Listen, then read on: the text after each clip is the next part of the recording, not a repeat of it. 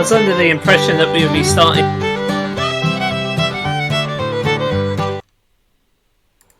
Hello everyone, welcome everyone. I'm AtomiK from the Max team, and today I am with Paradox. How are you, Paradox, today?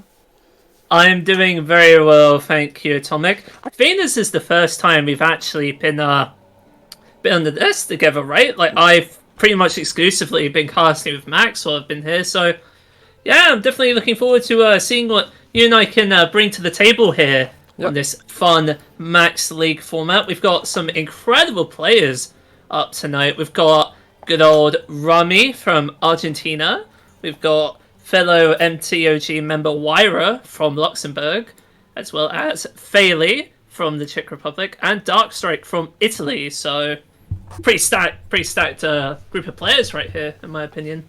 Yeah, we have 4 players from different countries. We have from Latin America, Europe, so definitely will be very interesting to see. We have big names on the table. We have Rami, who is a grandmaster, for example, wiRer, who won the last DreamHack tournament. So only players, yes, with big names. Darkstrike made his qualification through the qualifiers of the Max League. He's maybe the less known players of the 4 here, but he made it. He managed to win his spot on the Max League, so it will be very interesting to see how it will be for him in the group. We can take a look at the group of the first match of Rami against wiRer. They are on the same group as Warma, Nalgidan, Orange, Fled, Raze, and Stavis 13. So big names in this Max League. Only the 2 best players of the group will manage to go through to qualify for the playoff. So very difficult. Players can only lose maybe a few games, but when you are 8 in one group and only the 2 best qualify for the next round, you have to win most of the games, of course. Yeah, and obviously, like, these are already 32 of some of the best players in Hearthstone. Like, just to begin with, like, even being here already is an achievement in itself, and getting rid of so many players to get to that top 8 bracket is definitely going to be a big deal. We already saw a pretty significant upset yesterday. Fellow Brit Pocket Train, who just came second in the Maxland, actually defeated the Japanese Grandmaster Alutemu. So anything can happen here, guys. Like, these are some very good players, and they're going to be playing some very good Hearthstone. And speaking of Hearthstone, why don't we get into the lineups here? Sure, very good idea here. And we have Rami94 lineup with a Garrot Rogue, an Aggro Druid, a Handlock, and an Elemental Shaman. His Druid has been banned, so no Druid for Rami today. I think it's a pretty interesting lineup because first we have the Elemental Shaman, maybe not the most see decks. It's not maybe a top meta deck in tournament or in ladder. We are not seeing it too much.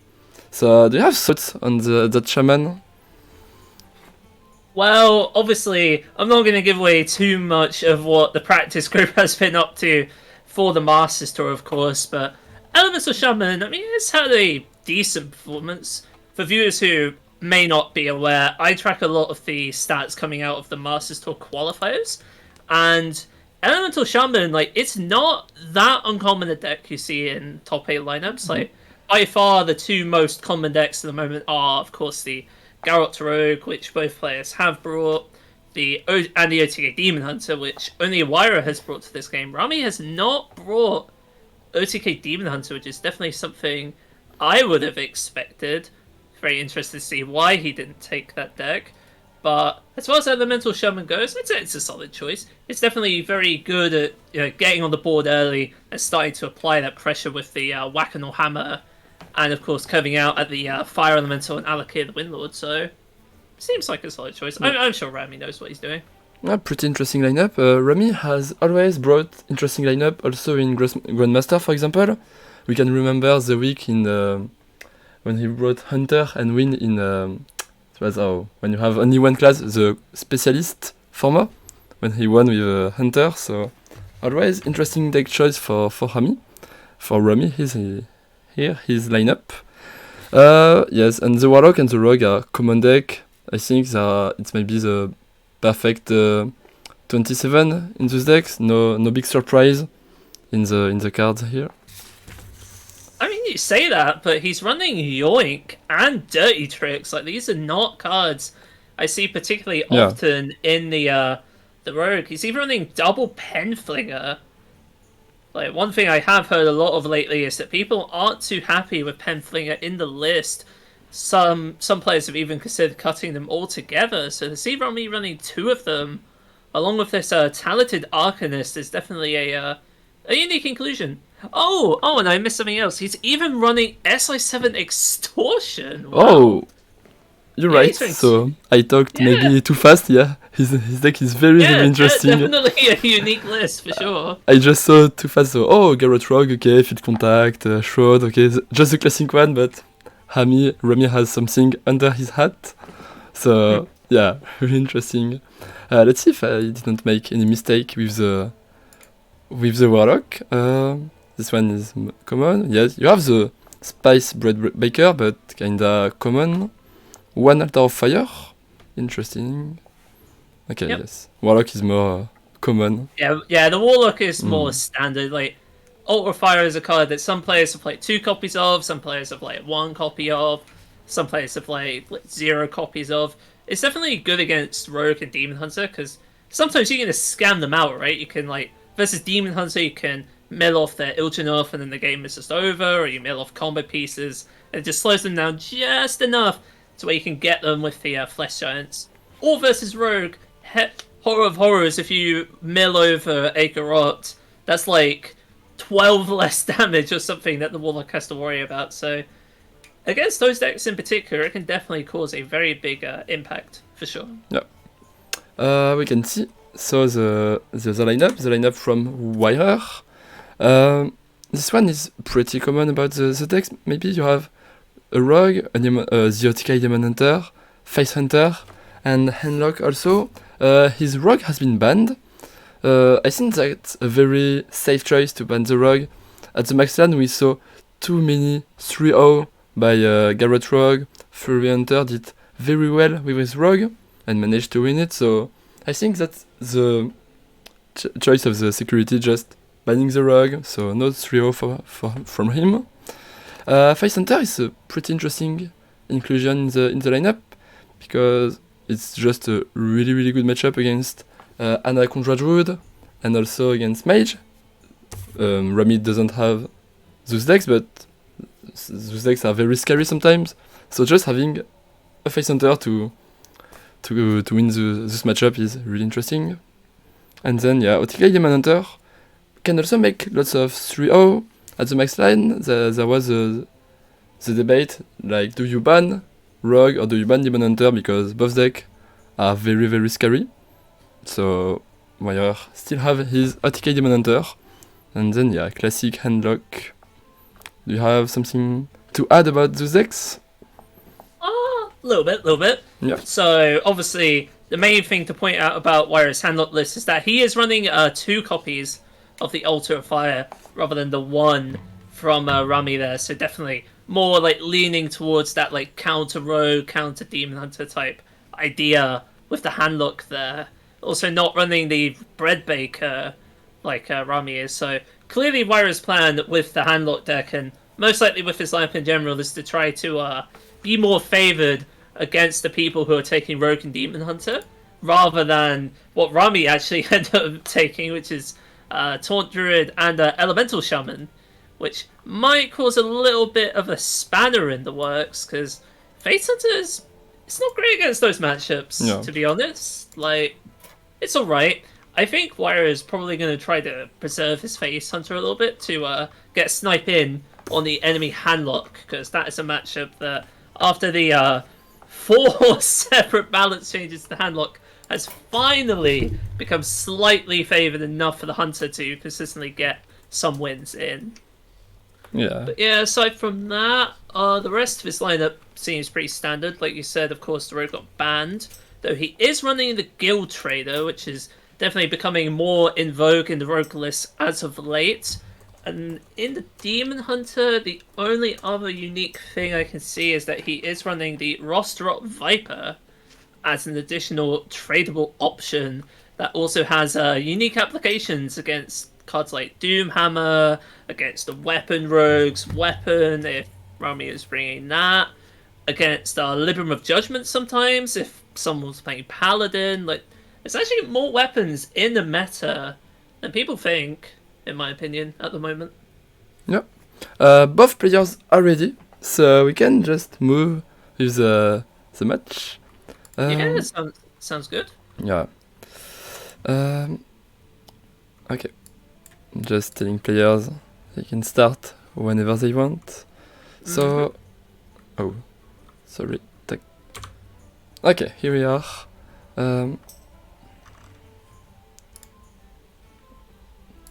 Let's see. Yeah, got both the players online. Just waiting for them to start now. Yeah. Lovely.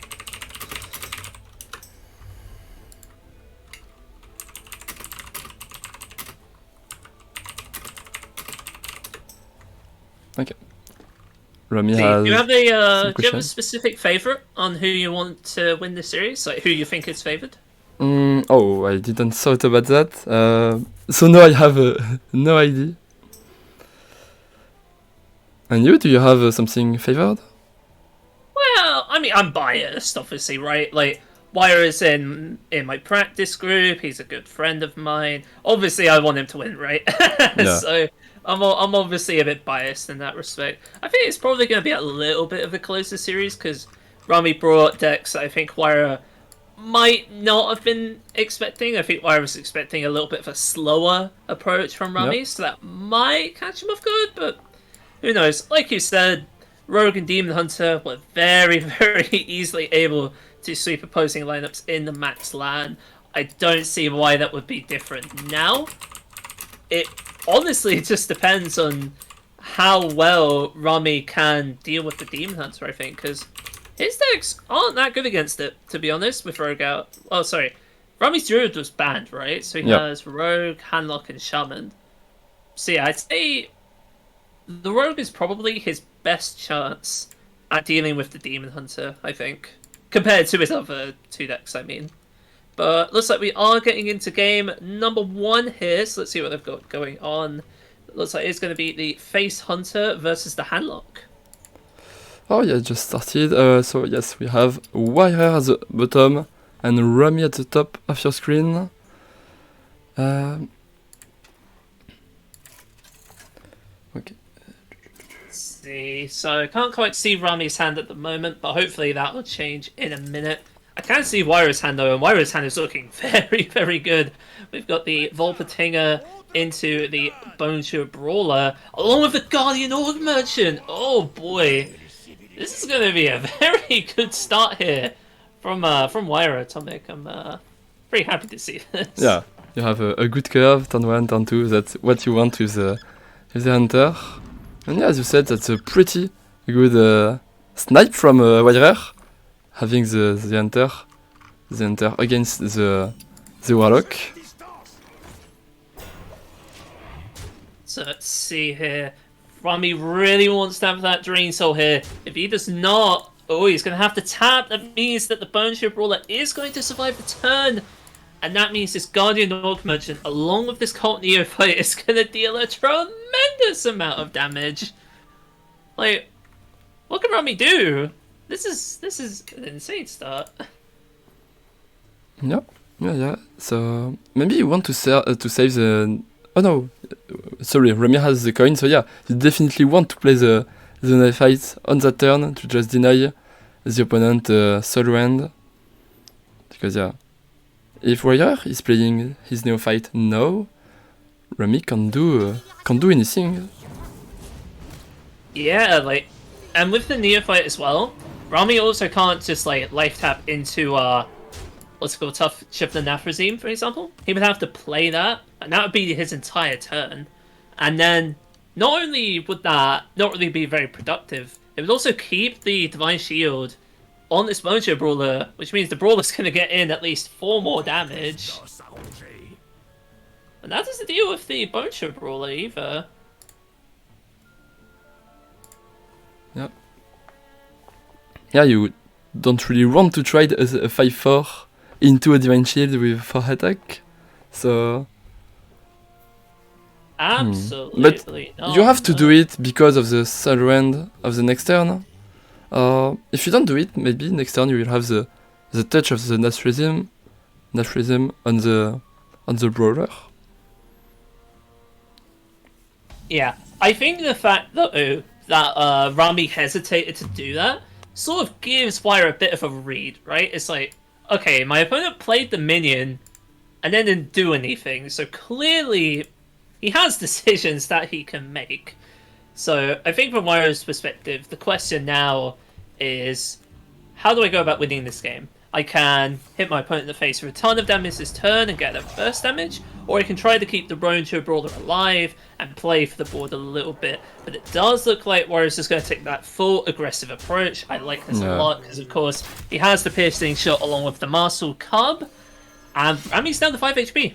So he is just dead next turn, unless unless Rami pulls something absolutely bananas off.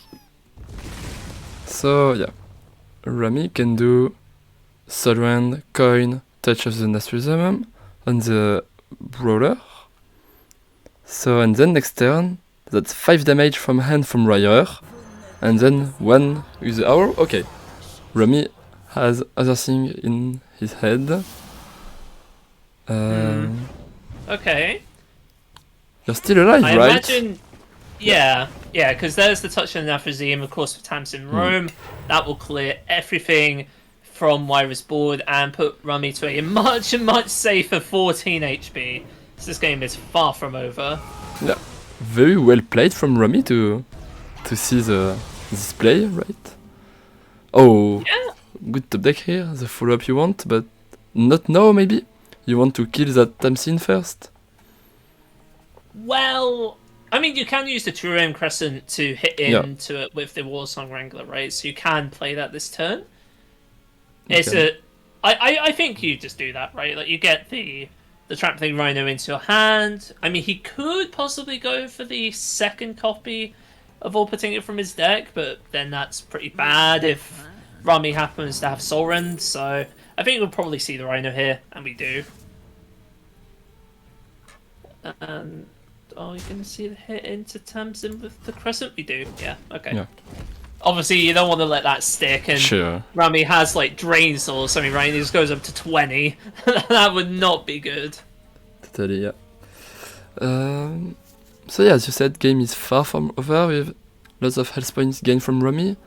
But no, this turn looks not that great. He can't play Neophyte because it will be too much damage for wiRer. Okay. Can just throw one. Oh. Oh, another Warsong Wrangler picked up off the top. Yeah. These rhinos, man, they're getting huge. Even on 6 the and 9 sevens. Even on the giant, it's 1 damage. It's 3 damage with Anetheron. So big rhino for wiRer. Yeah, and Rami has to put stuff on the board eventually, because otherwise wiRer's just going to get him with the Marshall Cub piercing shot. That is still 5 damage from wiRer's hand whenever he wants to do it. So the onus is definitely on Rami here to try to find a way to maybe not complete the quest. I think that's a little bit unrealistic, but, you know, to at least stay alive. But there's a second Soul Rend. Oh, Barrett Coderbane picked up off the top. That is a very good pickup for wiRer here. That's going to give him at least a quick shot and an aim shot. So, gotta be honest, I think wiRer's still in an incredible position here, AtomiK. This is really bad. I agree, yeah, but how many cards left? Oh, that's still lots of cards to draw before having the Brussels back. Yeah, it will be very hard. Yeah, that being said, Altar of Fire does destroy 3 cards from Rami's deck, so that would put him down to the 10 cards required to go for that Bristleback. But, yeah, Rami doesn't have enough mana to do that anymore, and I think we both know what that means.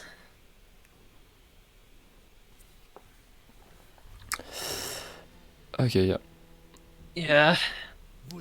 Yeah, Rami's that's just gonna over. pack it up. Yeah, I can't do anything here. So 1-0 for wiRer with his Hunter. So what's the counter pick for Rami here? It's a good question, isn't it? So at this point, Rami still has the Shaman and the Rogue left. I gotta imagine he's probably going to end up going with that Shaman. That's probably his best shot against the Face Hunter. Like Rogue is a decent matchup against it, but it's not optimal.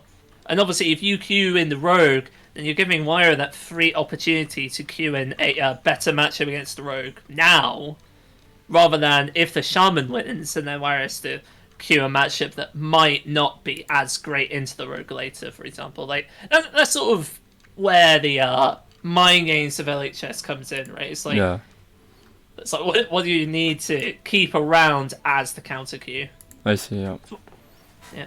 That's why LHS is, in my opinion, the most interesting format in the game right now. That's where you have the most decision about what deck to bring, what deck to queue with. So I really like this way of playing. Does Rami know it's LHS? He just queued in the handlock again. Oh no. Oh. That's not good. Yeah, that's not good. Yeah. No. I think you should let him know that it's LHS. Yeah. Sorry about that.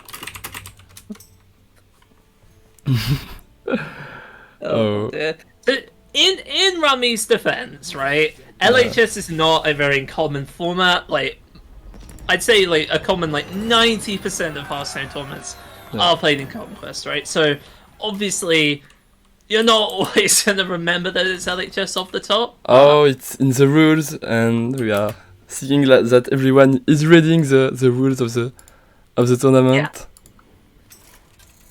Yeah, so they launched against really fast. So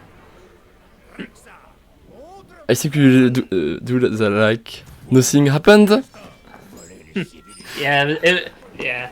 It's all a wild dream. By the way, real quick, can we talk about the new Hallow's End portraits that just came out? Which one's your favorite? I saw none of them. I haven't launched the game for 2 weeks, to be honest, since the Max LAN. So that's the first time I'm seeing Rexar, and I like it. I like him. Yeah. I hope I will see other skin during the evening. The Pirate Garrosh one, which you can get for free in the store right now if you look into Hearthstone. That one's pretty good, in my opinion. Especially with the Warrior Quest, right? You can really get your Pirate Warrior spirit going. And speaking of spirit, this start from wiRer once again is looking so good! Volpatinger on 1 into this Demon Companion Kolek on 2. wiRer here can go for the Guardian Augmented trade with the 2-1, which will clear the 1-3 off. It's going to go for the second Demon Companion, and will get the Shima, which unfortunately will not clear the Waning Vapor off. He lost the 2 out of 3 chance of clearing it, and so now it's going to be a bit awkward for him. Whether he has to take this double trade or just hits Rami in the face for 4. Looks like we are going to see the double trade here.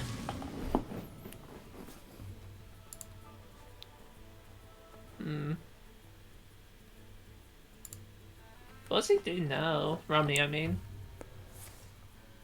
Yeah, that's the best way to keep the board right. At the moment, wiRer can't trade into the Gaia Worm. And then next turn, Rami can do weapon at the 1-2 and then trade the 3-2, so the 4-3 on Man Creek can be a thing. And for them at the moment, wiRer doesn't have a good turn 4, so maybe he will have to blank on the next turn. A fair point. And looking at Rami's hand, he does have the Fire Elemental on turn 6, so controlling the board early is definitely in his interest. Although Rami does have to be a little bit careful that he doesn't overload himself on turn 5, so he can actually play the Fire Elemental on turn 6. But there's tracking off the top. Getting Barret Coderbane, that's going to be a very good pickup on turn 5, especially if it gets Ogre and Mankrick's wife, you know, some of that free 7, get the face hit free. the 3-7 on the board and 3 cards drawn. I have to imagine he'll pick that here. I really don't see Neophyte being better than that in this position. Yeah. I see, yeah. All 3 cards are interesting, yeah. They all have the upside and the downside. Oh, yeah. Should be Barak, just for the main creek. And Rami's next turn. Okay, just no fight, yeah, for the tempo right now. And yeah, Rami next turn doesn't look that great. You don't have a great target for the portal. Not without excuse me. Not without burning the last weapon charge. Yeah. Of course, Rami can go for the Kindling Elemental this turn, and that would set him up for going for Fire Elemental on 5. But yeah, getting a 4/5 man crick out does seem a little bit better.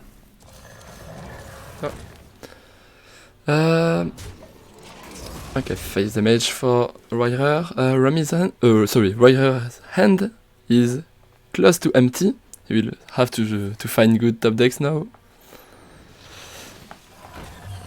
Yeah, and that's why I was liking the pick of Barret Kodabane earlier in the game from tracking, just to give wiRer that hand refill that he so desperately needed.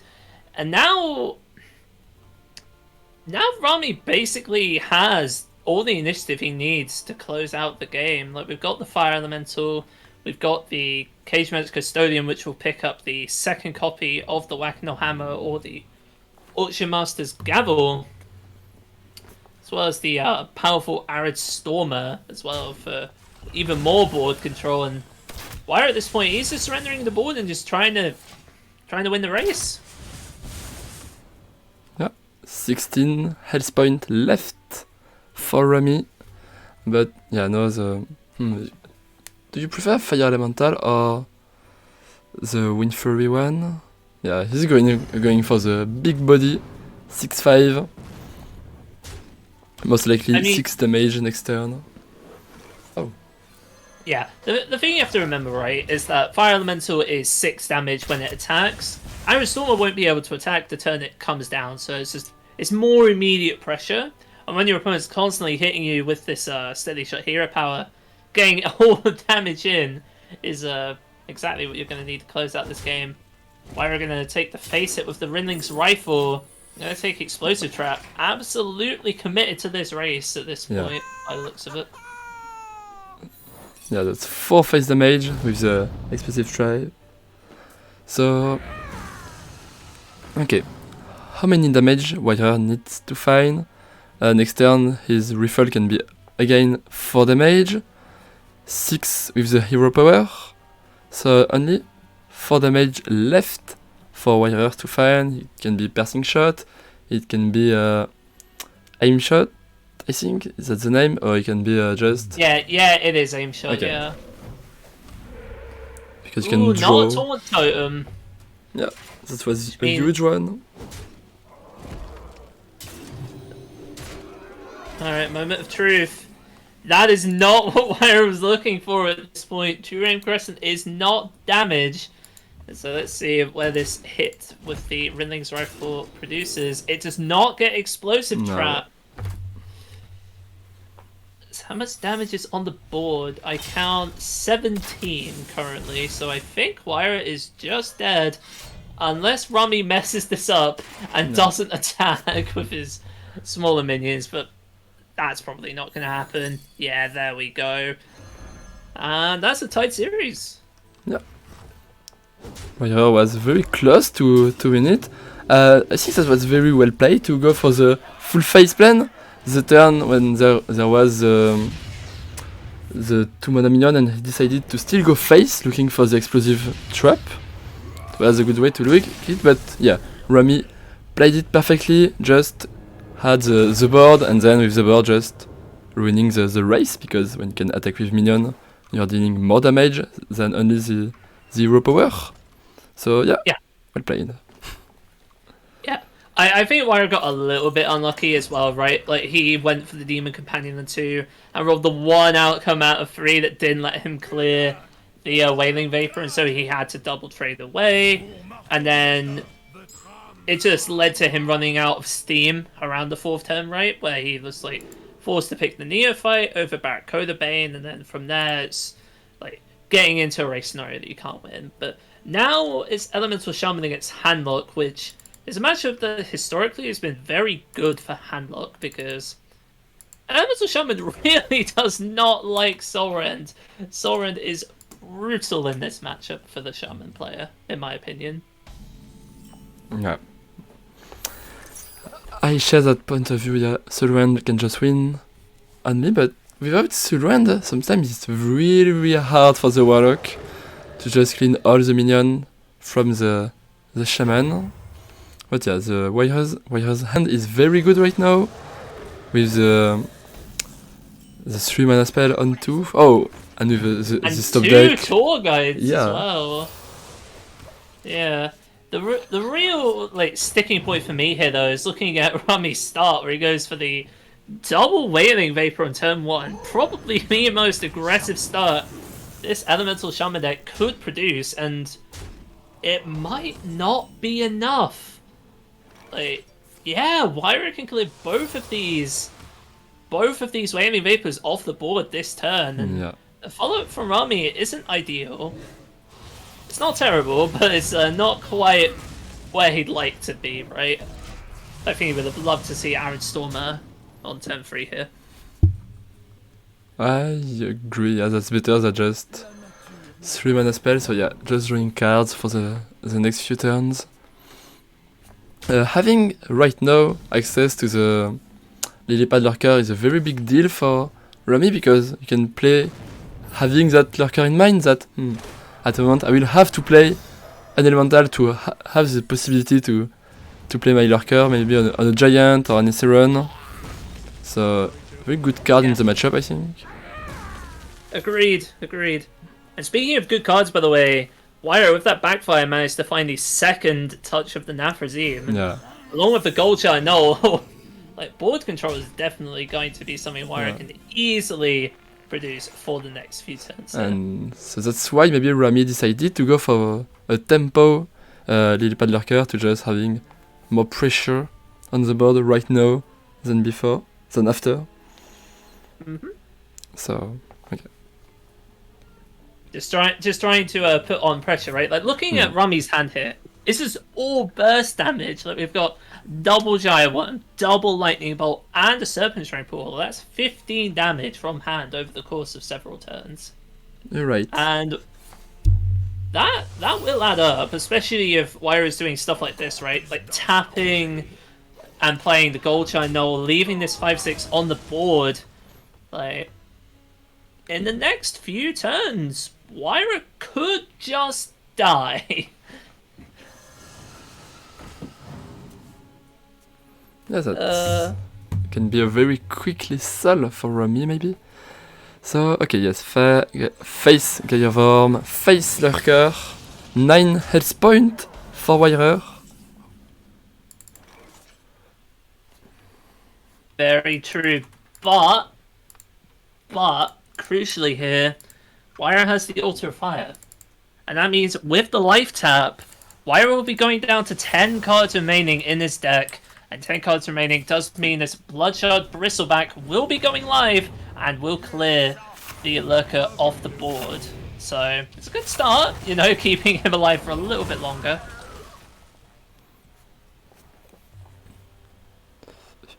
Yeah, you have to kill it. Interesting choice. Oh, is he just dead? Oh yeah, he's just dead. Oh yeah, he He didn't count the damage, but yeah, that's lethal for Rami. And so the counter Q went bad for wiRer, because that's 2 win from the Shaman. And that means that wiRer now has to win out with his Demon Hunter against the Shaman and the rogue, which might not be too easy, but I'm sure wiRer can do it. I hope. Of course, yeah. Of course. Yeah. But yeah, I'll leave this to you because I profess to not know that much about the OTK Demon Hunter. Yeah, as we said when we saw the lineup, AtomiK Demon Hunter is a very scary deck. But yeah, Rami's lineup looks fine against it. Like having to clear all those big threats from the shaman can be a big deal for the Demon Hunter.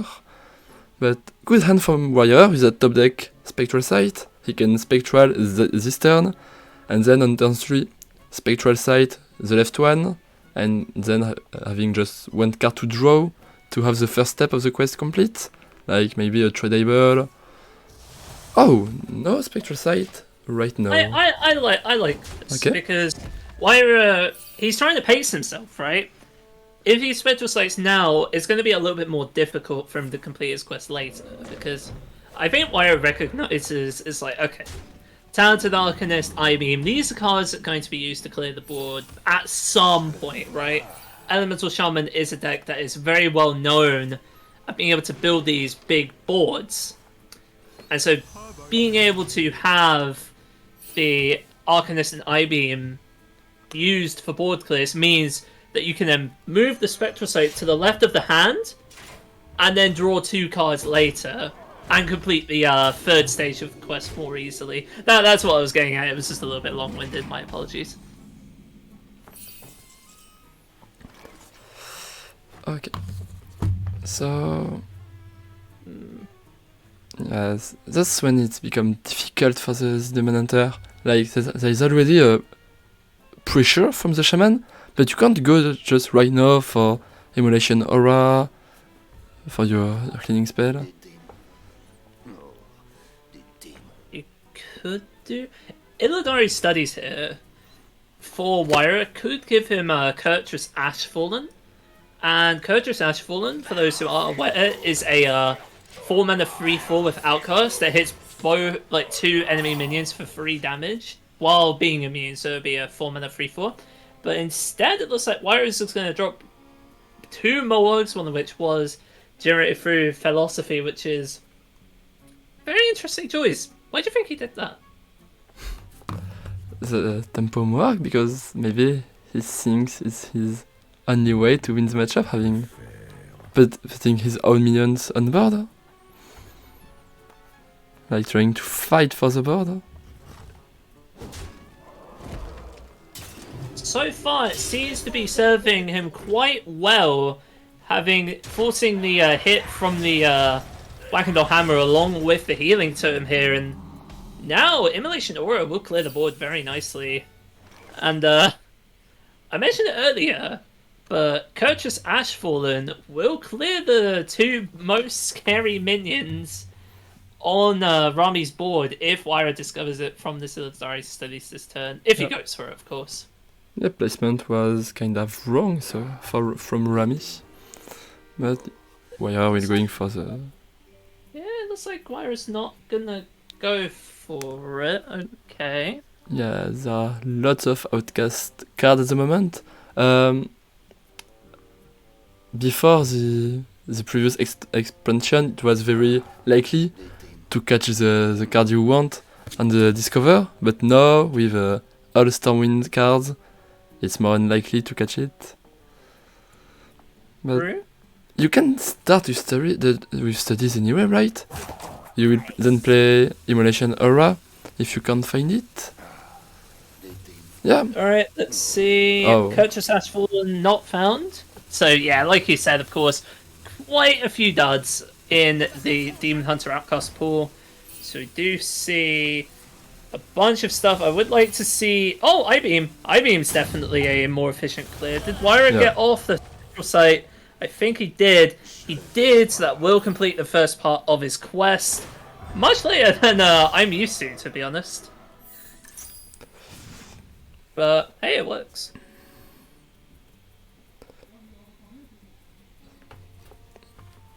have lots of cards for Rami in his hand. Okay, he'll try to buff his minions, having more stats on the board.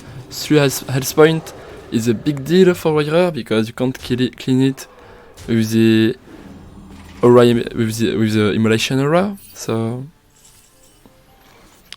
yeah, this healing totem is actually being a bit of a pain because it just keeps itself alive.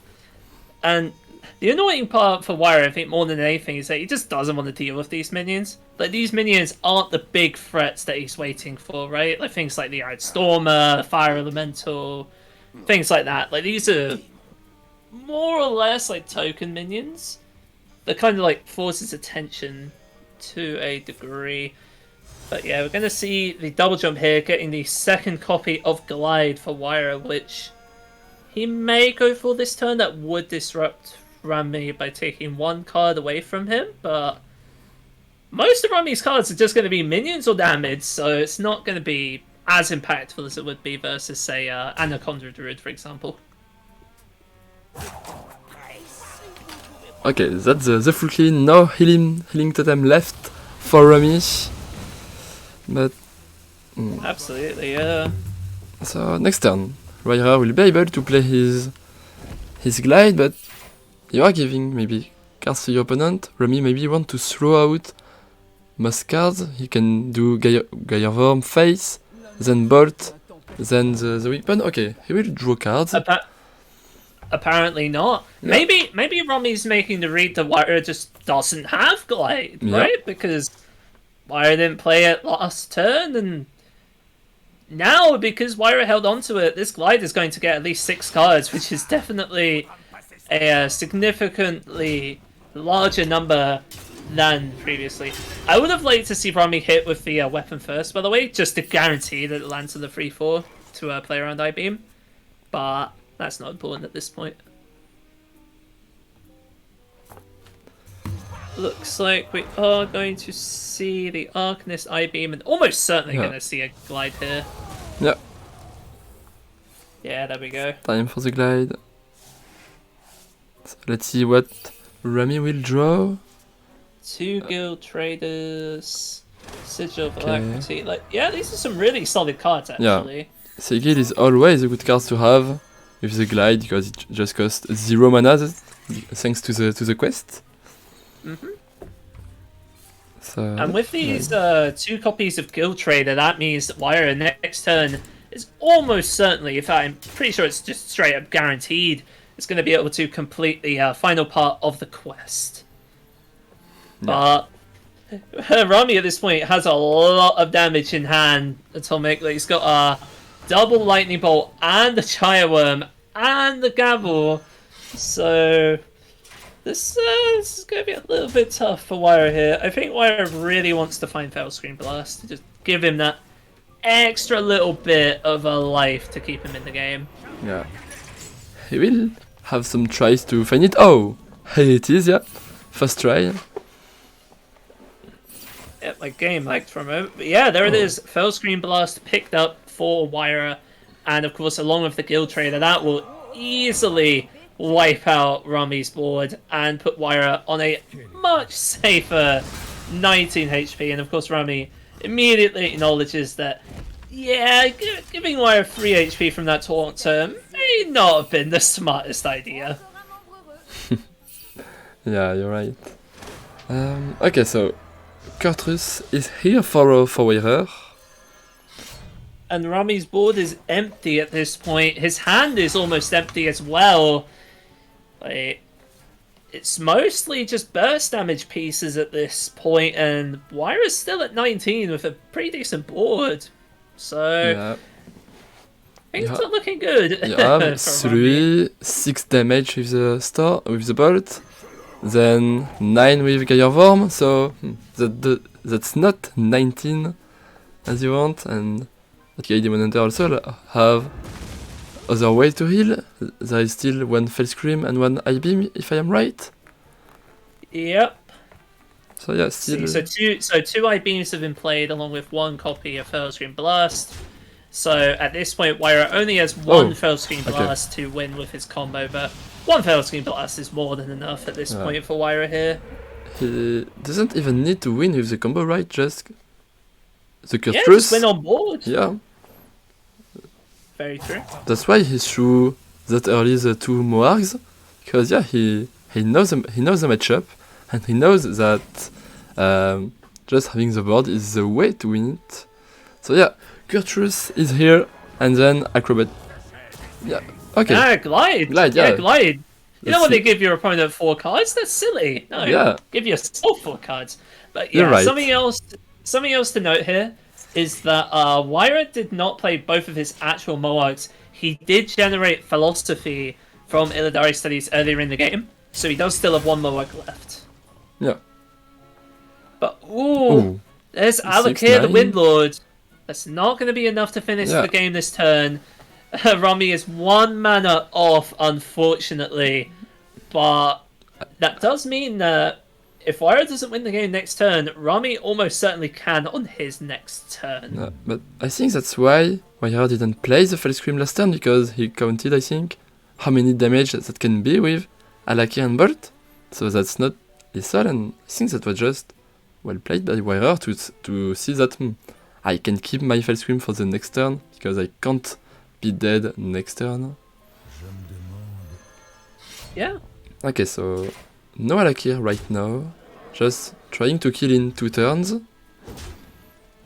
It doesn't change the math very much Yeah. for Rami in this position, right? Like he can still go Alakir plus 2 lightning bolts next turn. But yeah, that's the question, isn't it? Will there be a next turn? At this point, wiRer has almost all of the pieces of the puzzle. He has the Moarg, he has the Felsian Blast. He's going to hit in with the Tusk Piercer, draw the Peddler, and then almost certainly going to trade it back in if he doesn't find the second Guild Trader and Il'gynoth. There's the is Il'gynoth. here. So yeah, you can just go ahead, trade back in the Peddler if you so choose. Pretty sure this is just lethal. So Guild Trader would boost the spell damage by 2.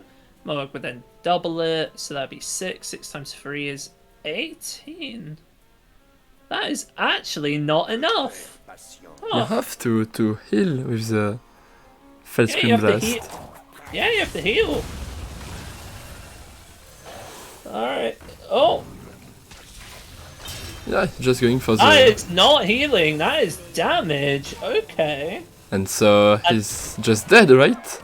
Yeah, he's just dead. He's just dead. Alakir the Windlord and 2 lightning bolts is going to close it up, and Rami94 with the slightly unorthodox pick of the Elemental Shaman is going to win the series 3-1 over wiRer. Yeah. Well played. Yeah, wiRer was maybe too greedy with his Fell Scream Blast. But he was dead anyway, right? Okay, so Felsian Blast, if you go Moarg, Viper, Felsian Blast, and those 3 minions, that would heal you for 6. So you would be up to 15, so that would actually keep you alive. Okay. So you would do that, and then you play Il'gynoth afterwards. And then I assume the play from there would be then you just kill your opponent next turn by just being like way ahead on board. Because the only way that Rami from that position clears the board is with Instructor Fireheart into like Lightning Storm and some other nonsense, which you can't really play around, to be honest. But I think that was wiRer's best shot at winning at the end there. Yeah. If you assume that Rami's hand was just full of burst, as it was.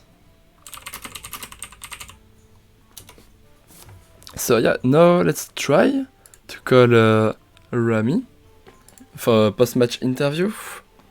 Mm-hmm. It'd be very fine to have his thoughts about the game. Oh, and wiRer needs to practice more about the Master Tour coming this weekend, so that's why he won't join us this evening. Yes, yeah. And in fairness to wiRer, as I said, of course, I've been talking to him quite a lot lately. He is taking this upcoming event extremely seriously. Has some unique ideas about what to take, which I will not spoil here. But I think he won't take this loss line down. He'll definitely see what he did wrong, and work on it from there. And I'm sure when I get into the Discord call later, he's gonna slam me with all the wrong plays. But it looks like we are getting Rami into the call. It looks like he's here. Hello? Hello, Rami. Rami. Can you hear us? Thanks for joining us. Yeah, can you hear me? Yeah, fine. Nice. Should I put the camera on, or is this fine? As you want, this is fine. But if you want your camera, you can put it on. Sorry, I go back to the link, or... Oh no, just here if you want. Yeah, just put your camera on the Discord. On the Discord, yeah. Okay, sorry. No problem. No worries. Perfect. Thanks. So congratulations for your win. Thanks. Sorry for the mistake. Did you forget that it was last year standing? I you honestly sorry. Like, I would have brought a completely different lineup if I. Sorry. Hey man, don't be sorry. Don't be sorry to us. You won. Yeah. I am. Yeah, but it was quite weird. Like, I wouldn't have started with my Warlock if I knew that it was LHS. Like, I felt that, like, once I queued into the Hunter, I was like, okay, I'm not going to win this. Because of my own mistake, of course. I was quite angry with myself for that. But yeah, in the last match, I kind of threw the... like game 4, I mean, with my Shaman against Demon Hunter. I think I didn't play that so well, but I don't know. At least I won. Yeah. Wire's hand wasn't too great. I believe he got to the final part of the quest on turn 8, I think. Yeah, that was so weird. Which was the last card from him? It was first in last, right? His last card was Guild Traitor, mate. Yeah. Has the first stream. I think even if he had Guild Trader, he couldn't have killed you there, right? Like, it was three Felskin blasts, so 3 times 3 doubled, so that'd be 18 damage. Yeah, I mean, I was like, okay, I'm dead because, you know, it's always like that against Demon Hunter. But when I saw that he was not killing me, I was like, okay, maybe there's a chance. Well, Yeah. that was, I guess I was we quite definitely lucky. take those. Yeah, I mean, a win's a win. Your Shaman did a very great job, even if it's not the most seen deck in the meta. So, what are your thoughts on the Shaman? Does it was maybe not sure about that ring, or were you confident with the Shaman right now? I mean, honestly, I didn't have the cards in Europe to play Hunter. Like, I made this account just for this tournament, 2 months ago. I didn't have the cards to play that deck, but I still think that Shaman is quite good, I guess. Like, maybe... No, I'm not gonna lie. I actually high rolled, against Warlock, you are not supposed to win with Shaman, and against Demon Hunter, you either high roll them in early game, you stomp them, or you just lose. And, well, people watching this don't trust in this Shaman because of what you just saw. That's not what tends to happen. You know. I don't know. It's not a bad deck, but it's not supposed to work like this. I think I had pretty good hands, and I also kind of drew the right cards at the right time, so... Hey man, a win's a win! You take the wins, especially in a high-stakes tournament like this. Like I said at the start, these are some of the best players in Hearthstone right now. I'm sure, you've been in Grandmasters for it. You've been in this position. I'm sure you can tell me, you just take the wins when they come up. Yeah, I mean, they don't come so often as I would want to. So when they come, yeah, nice, great. Have you got anyone specifically you're looking to play against in the group, or you're just gonna beat them all? Like, it doesn't even matter. Just gonna steamroll this group, get top 2 nice and easy. I mean, it's going to be fun. Like, Nalgidan and Fled are in the same group, so we kind of have that little rivalry between each other, but we are also friends, so that's going to be fun. And I don't know. I mean, I really want to play against Orange. Like, I never had the chance to play against him. He was from old school, let's say, and I was not even born when he was playing high stakes tournaments. So, You just kidding. you just want to establish your legacy by taking on the old guard. I respect that. Yeah, so I really want to play against him. Like, I don't know him personally, but the few interactions I had with him on Twitter I feel like he must be such a great guy, and I really want to play against him. Yeah, I can tell you now, going out drinking with Orange is definitely a fun, unique experience. So definitely look forward to that one if the opportunity presents itself. I hope so. Like, if we ever have LAN events again, like, maybe one day. Yeah. Okay. Right. I don't have other questions. Yeah, no, I think I'm good too. I No. think we'll let you go, man. Take it easy. Thank You're gonna you. win the Thank you. Masters Tour this weekend, right? I hope so. Like, at least top 4. At least. Like, Fair Let's enough. see. Fair enough. okay. Alright. Thank you. Bye. Good luck. Thank you. Talk to you later, buddy. Bye bye. Bye bye. Okay. Fine. So we can move on with the next Yes. match. Yeah. Yeah, let's go get Faeli and Darkstrike. Yeah. We have Faeli against Darkstrike. First, take a very quick look at the group of Faeli and Darkstrike. That's a group with Frenetic, Floki, Trizon, Faeli, Jose Louis, Darkstrike, Furry Hunter, and Insane. So that's a very strong group, but as the others, like there is not a single weakest group in that max league. It's only great players. So we can see the lineup right now. Okay. Mm-hmm. Yeah. Definitely a bunch of different decks this time, by the looks of it, compared to what we saw in the last series. So we have now Faeli's lineup. Okay, 1 minute. Something went So, by. if I'm not mistaken, Faeli is running the standard Rogue and Demon Hunter along with Taunt Druid and Face Hunter. Yeah, Face Hunter, Aggro Druid, OTK Demon Hunter, and Garrett Rogue for Faeli. Mm-hmm. So, okay. And then for Darkstrike, we have the standard Rogue Demon Hunter, but this time he's got Handlock and a Secret Libram Paladin, so that's definitely a unique choice on the part of Darkstrike.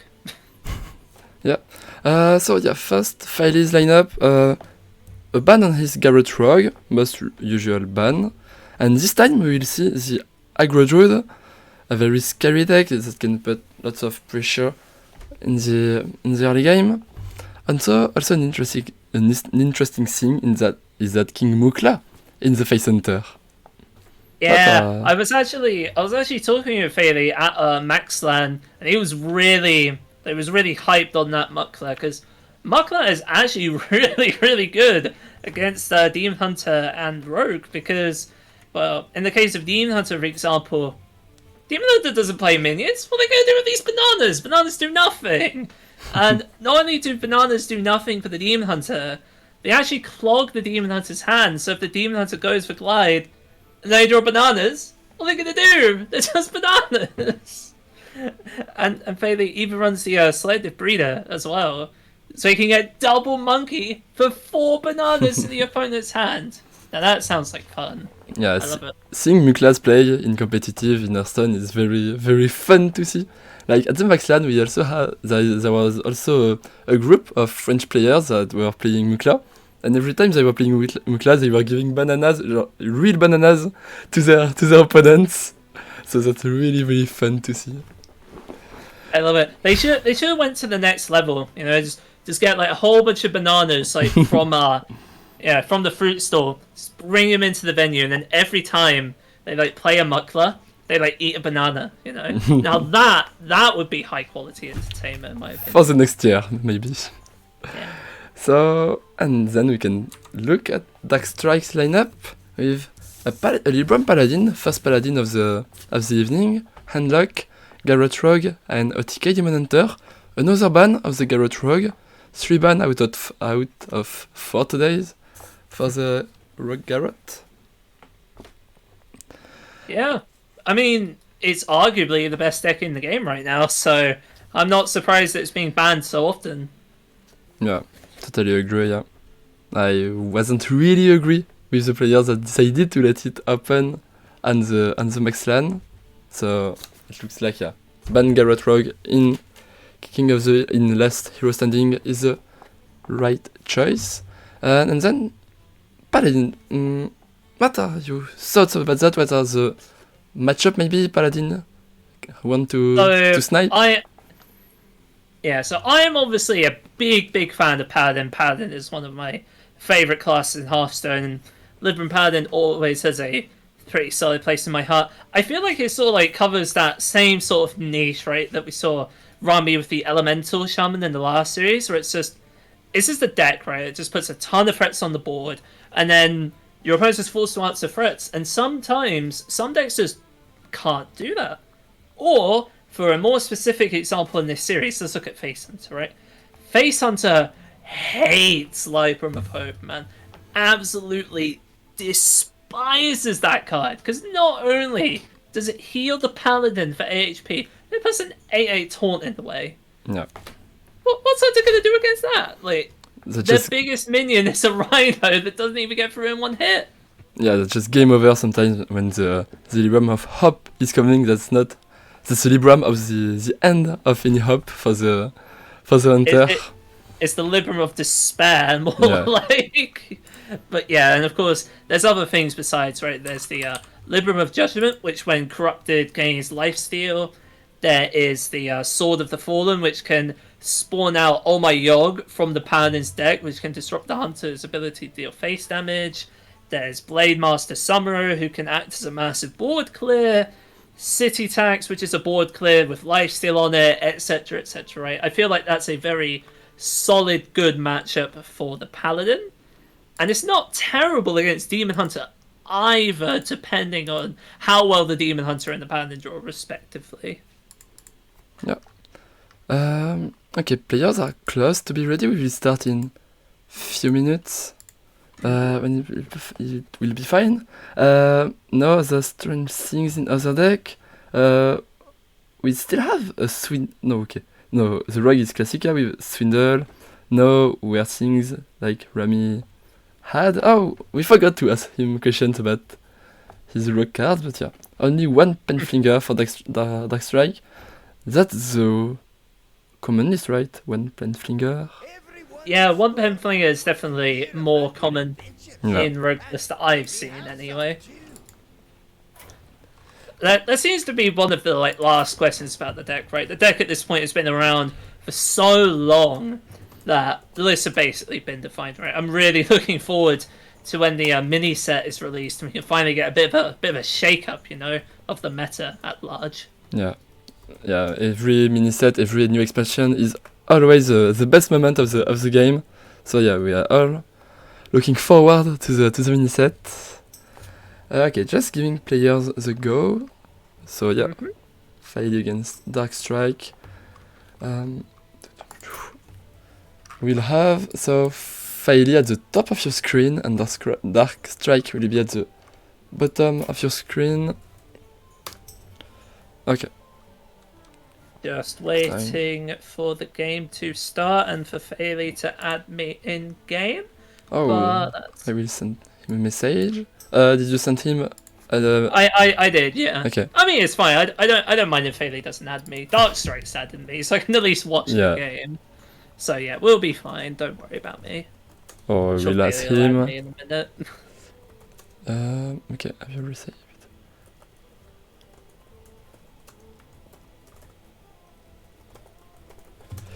Sometimes there is a weird things where the player isn't receiving any message from the player when you have. Oh, Faeli told me he just accepted you. Okay. Is Let he me your just friend? look. No? Yeah, I see him now. We're good to Okay, go. fine. Yeah. Perfect. Okay, players will start now. Okay, so still preparing to battle a friend.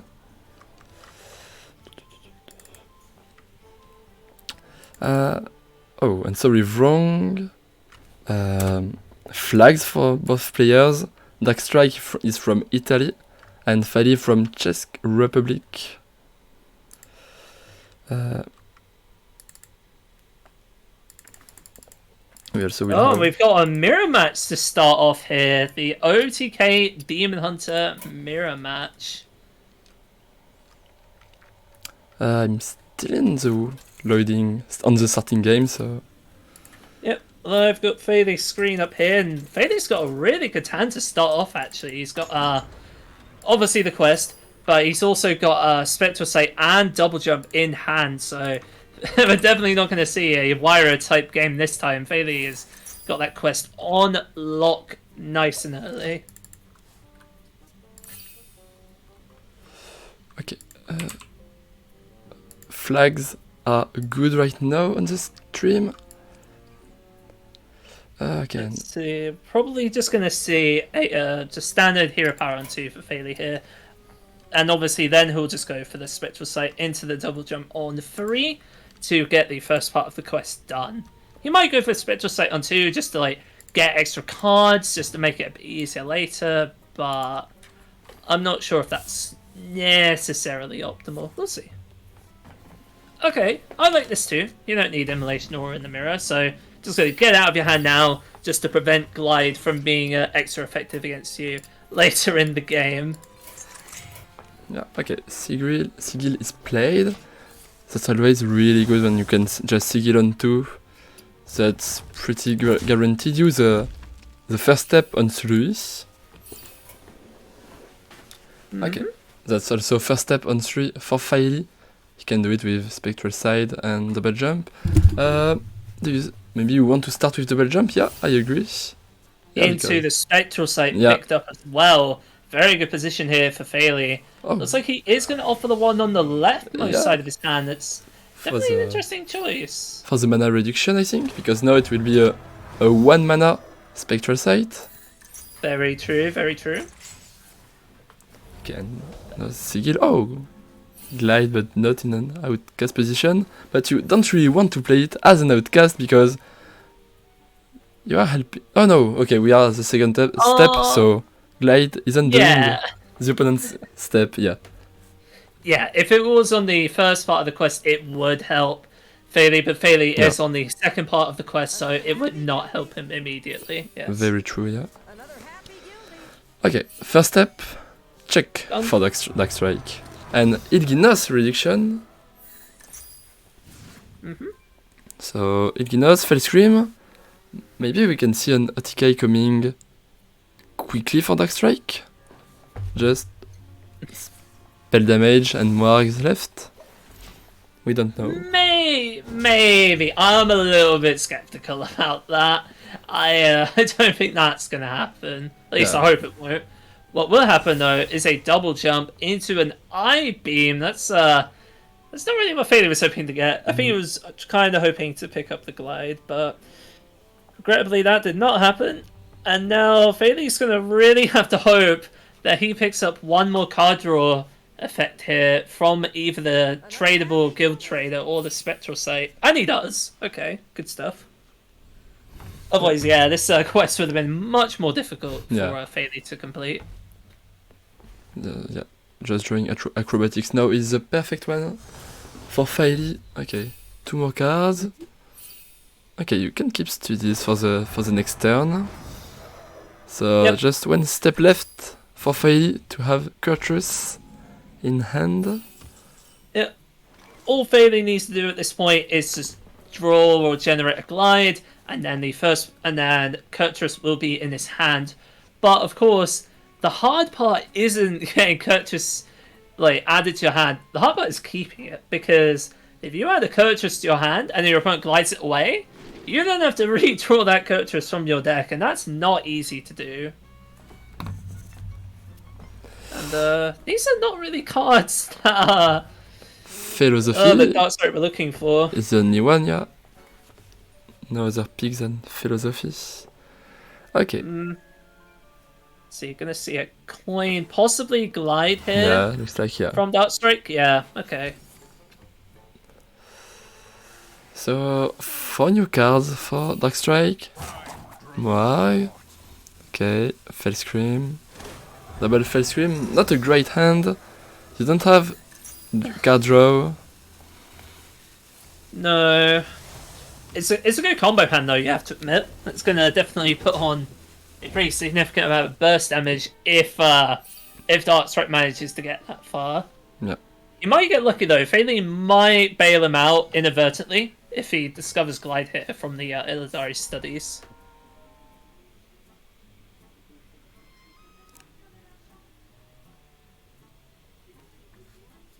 So, gonna go for Arcanist. And maybe I-beam his own Arcanist, yeah. Ah, so you can guarantee the 2 cards from the Spectral site. Yeah, makes perfect sense.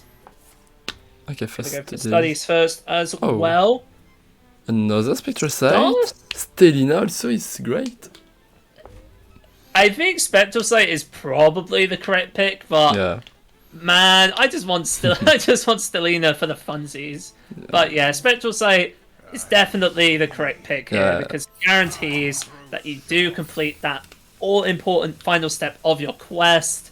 But man, I just like disruption. What can I say? Yes, Selena could have been great if she was able to snipe Kurtrus from Darkstrike, but you were going to draw cards on that turn for Faeli, so maybe next turn it won't be possible to outcast Stelina. So that was definitely not the good pick. Okay. Ooh.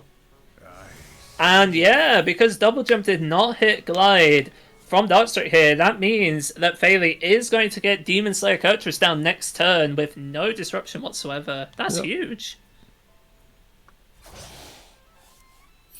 Yeah, 5 out of 5 for Darkstrike. Kurtrus in hand. And yeah, Hero Power and turn. Yeah, though Faeli is clearly in a much stronger position though, because he just has way more cards in hand than Darkstrike, and of course managed to get Kurtrus down on the field first, so that will be at least 7 face damage he can get in as well. So yeah, Faeli's definitely in a very strong position at this point. Sure, but yeah, things can be very quick in that matchup. You can just draw. Sometimes you whole deck in one turn after playing Demon Slayer Kurtrus.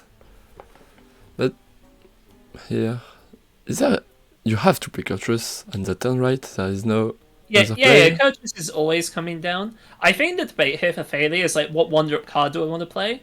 Because he could go for Immolation Aura to play around Glide. He could go for Tusk Piercer to get more cards next turn with the Persistent Peddler. Or he could get the Sigil of Alacrity. No. Oh, no Kurtrus. Oh! Very interesting choice. He's actually going to glide away Darkstrike's Kurtrus rather than play his own. That is a very interesting play. Okay. I am intrigued. And he got Kurtrus back! If Faeli was feeling ahead, he doesn't have interest to make that risky play, right? That was very... Man. Oh. I really want to ask him about that play later. That's so weird. I love it. Yeah, if you were feeling way behind your opponent, you had to do it, but if you were ahead, why do you have to do it? Yeah, exactly. I thought that Faeli was ahead. Yeah. Right? Like, he was able to put Kurtrus down first, and he had the ability to draw extra cards next turn, and he just opted not to. Huh. That's definitely one of those plays that I think I would like struggle to grasp unless I played a ton of games on this deck. But yeah, here's Kurtrus now. Faeli getting completely rewarded for his decision to drop Kurtrus like later on. Is now going to reap the rewards by destroying a ton of cards and denying the opponent their Kurtrus as well. Oh, Ilginos is here. Okay, you have Ilginos, Moag, Fellscream. Yes. Looks like it will be a kill for Faeli in the next turn. Yeah, and Darkstrike at this point does not have his Kurtrus in hand. He still has to draw it. Maybe Faeli is thinking 2 turns ahead. Maybe he's thinking, okay, so maybe even if I get my Kurtrus down, I'd still be behind because he'd get his Kurtrus down. Maybe that was the thinking. I'm genuinely not sure.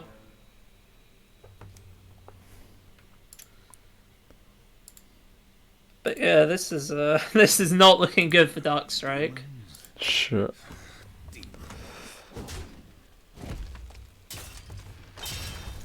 Pleasure doing business.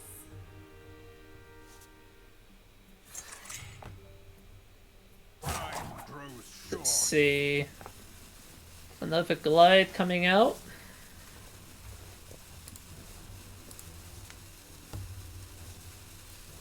Another happy guilty.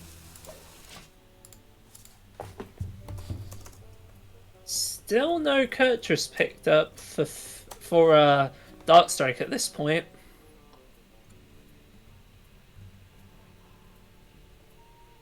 Looks like we are going to see the acrobatics to start off the turn.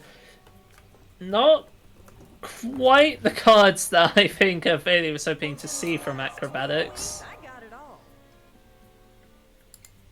Let's go take the 3 draw 2 cycle.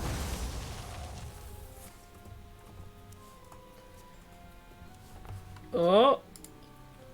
So close. Faeli is so close to closing out this game. He just needs to draw Pleasure doing Illusionov and the Fellscreen Blast, and he's done it.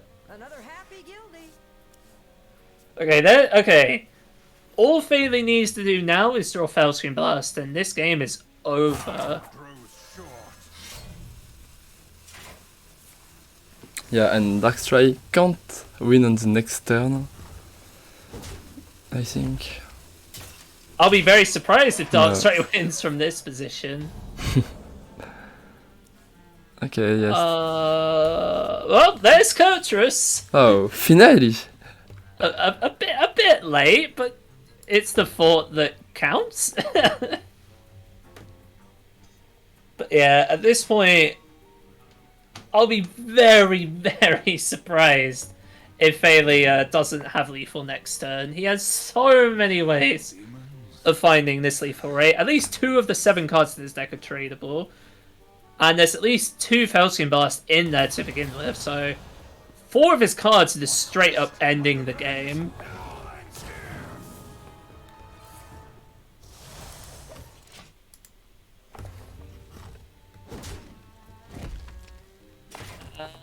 That'll do it. That'll do it. And so, Faeli up to a 1-0 start in this series, getting rid of the OTK Demon Hunter from Darkstrike. And so Darkstrike has to win out now with either his Handlock or his Libram Paladin. I think Libram Paladin is the best one against AtomiK Demon Hunter. I would be inclined to agree. I think the Paladin matchup is slightly better against Demon Hunter, Yeah. but both aren't great. I think Darkstrike definitely would have really wanted to get the Demon Hunter out of the way. Sure.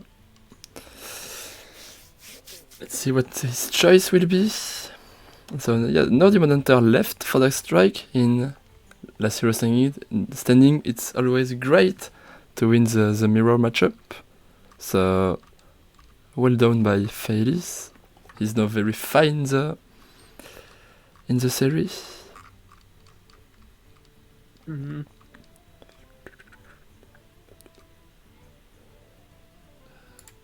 Yeah, no Demon Hunter left for Darkstrike, only Warlock and Paladin left for him. Yep. Well, Faeli at this point still has his Demon Hunter, his Aggro Druid, and his Face Hunter. And so yeah, Darkstrike is going to go for that Paladin like we expected. And I think it's really going to come down to how good the Paladin's early game is, more than like how good the Demon Hunter start is, in my opinion, in this matchup. Guide by hand.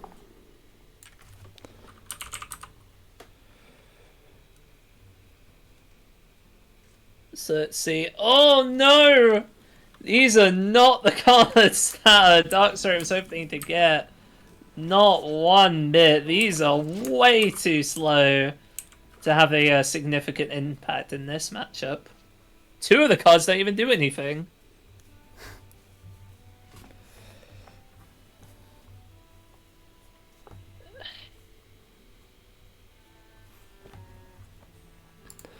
I'm not... I think Faeli just plays the quest on one and calls it a day. Yeah. Yeah, what was the other possibilities to play? I'm interesting. I'm not sure, but Faeli was taking a while to think about that. The only thing that comes to my mind is whether or not he's thinking of coining out Sigil of Alacrity, because then he could possibly like complete the first part of the quest on 2 with Ildari studies into Spectral Sight, or just top decking Spectral Sight. But this feels like a more like consistent way to go about it. But yeah, oh man, this is not what Darkstrike was looking for. Like, no 1-drop, no 2-drop, no 3-drop even. I gotta be honest, like, this is... I feel like Faeli has pretty much got the game just won already, just based on how slow Darkstrike's start has been this game. It's too early to tell, of course, but I am not feeling good if I'm Darkstrike and seeing what Faeli's up to at the moment.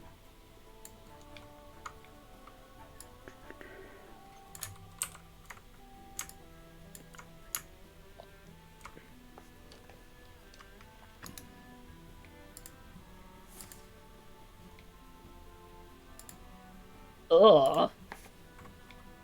I mean, Curtis Ashford is decent, but not against just a 1-1. Yeah. Yeah. Maybe Faeli just takes Skull of Gul'dan. Can be a thing, yeah. Looks like he is going to go for Kurtrus. Let's get second studies. There we go. That's more like it. Spectral Sight going to lock up the first part of the quest. And the Tusk Piercer, there we go. Much better set of draws here from Faeli. You can even go for the second copy of Sigil of Alacrity next turn and almost certainly complete his second part of the quest next turn. Pleasure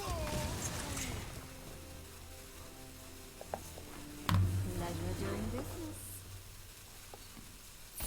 Okay, Darkstrike's turn.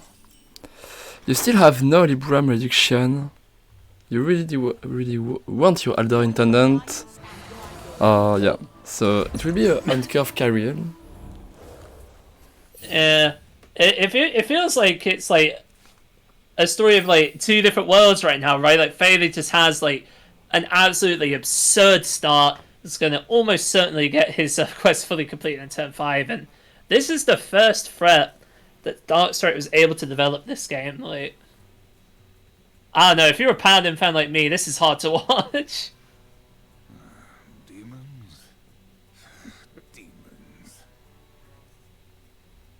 How do you think Darkstrike could come back in this position? I'm genuinely curious. He needs really good draws. Like, it's really not looking great. No. Oh, okay. Very interesting choice here. I guess like he, yeah. I guess Faeli, yeah. He'll just coin out and then just trade the peddler back. Yeah, yeah. Okay, fair enough.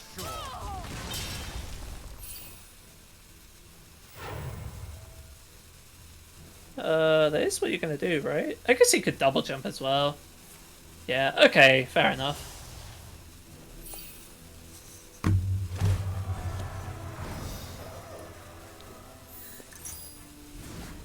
And on the side note, by the way, this Magferden from Faeli is actually going to be very useful later on in the game, potentially to clear any board that Darkstrike develops.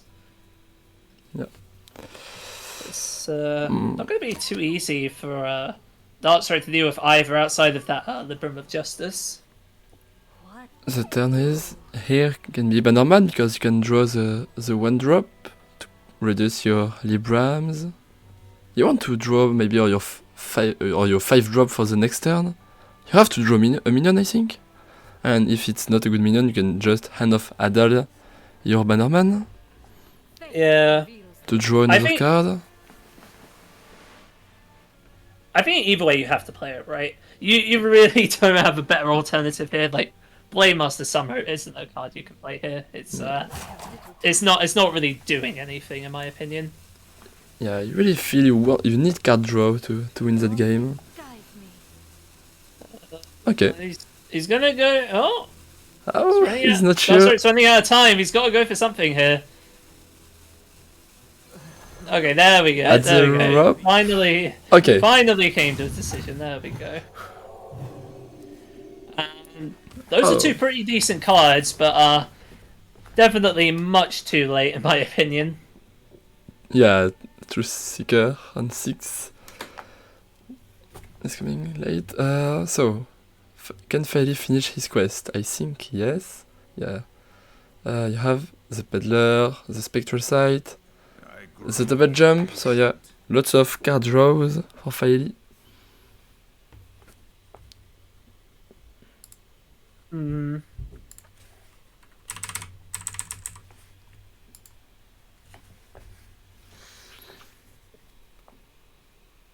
So what does Faeli start with this turn? Looks like it's going to be the Immolation Aura. Yeah, so you Yeah. can outcast the Spectral Sight. So 2 draws.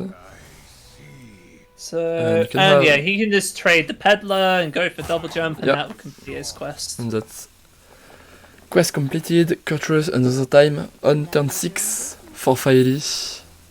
And there's not really a whole lot that Darkstrike can do about it at this point. His best play is Truthseeker, Librum, Omayog, which isn't ideal. Or maybe it's Truthseeker, Tenant, Librum. Yeah, that might be a bit better, because then you can guarantee the minion draw with the what's it called? The Northwatch Commander. I like playing see. on my Yogg because next turn Faeli needs to play Cultress, and so it doesn't have lots of mana left to deal with the Omayog and then deal with the minions. So you can put lots of face damage with Omayog. If not, Faeli can just I-beam the Bannerman. I cannot wait to read Okay, this. I still agree with the Aldor Intendant. Yeah, I don't mind this, No. because what Darkstrike can do next turn is he can go Librum of Hope into Omayog. Yeah. And then you have an 8/8 with the Omayog to protect Yeah. it. That's also fine to protect. Sure. And yeah, like you mentioned, Faeli doesn't really have a good way Yeah. of being able to proc Omayog next turn. So yeah, I imagine that's probably what we'll see happening here. That's best turn to play right now. Maybe he's thinking about Libram of Justice to kill Cultress, but you need to kill fast. You need to kill the Demon Hunter before he kills you, so Guide me. yeah, going for Libram Omayog seems to be the most aggressive line for Darkstrike. Oh, No, he's still going to do that. Okay. He's just trading the smaller minions in first, yeah, which is okay. perfectly understandable, right? Because you're still hitting your opponent for 5. You're still putting like massive minions in play. It's just you're like tying up the loose end at the same time. That's still a lethal setup, right? Yeah. Yeah. Yeah, exactly. And there's not really a good way for Faeli to clear this outside of Magferden. And at the moment, Faeli doesn't have a good way of proccing Magfaradon, right? He's already used his Immolation Auras, so it's just Arcanist plus the Fellscreen Blast. I grow impatient. So let's see how Faeli answers this, because if he doesn't answer this, then Darkstrike is potentially threatening lethal. There we go. Yes, Omayog going to turn it into a prep. Oh, not a bad one. Yeah, it's not too bad. Prep glide, so you still have 2 mana left over. Yeah. Yeah, he hit the Arcanist and the Fellscreen Blast. So that does mean that Magfaradon will be coming onto the board and clearing all of Darkstrike's minions. Oh, Darkstrike is very, very sad to see that Fellscreen Blast coming in. Yeah, and who can blame him?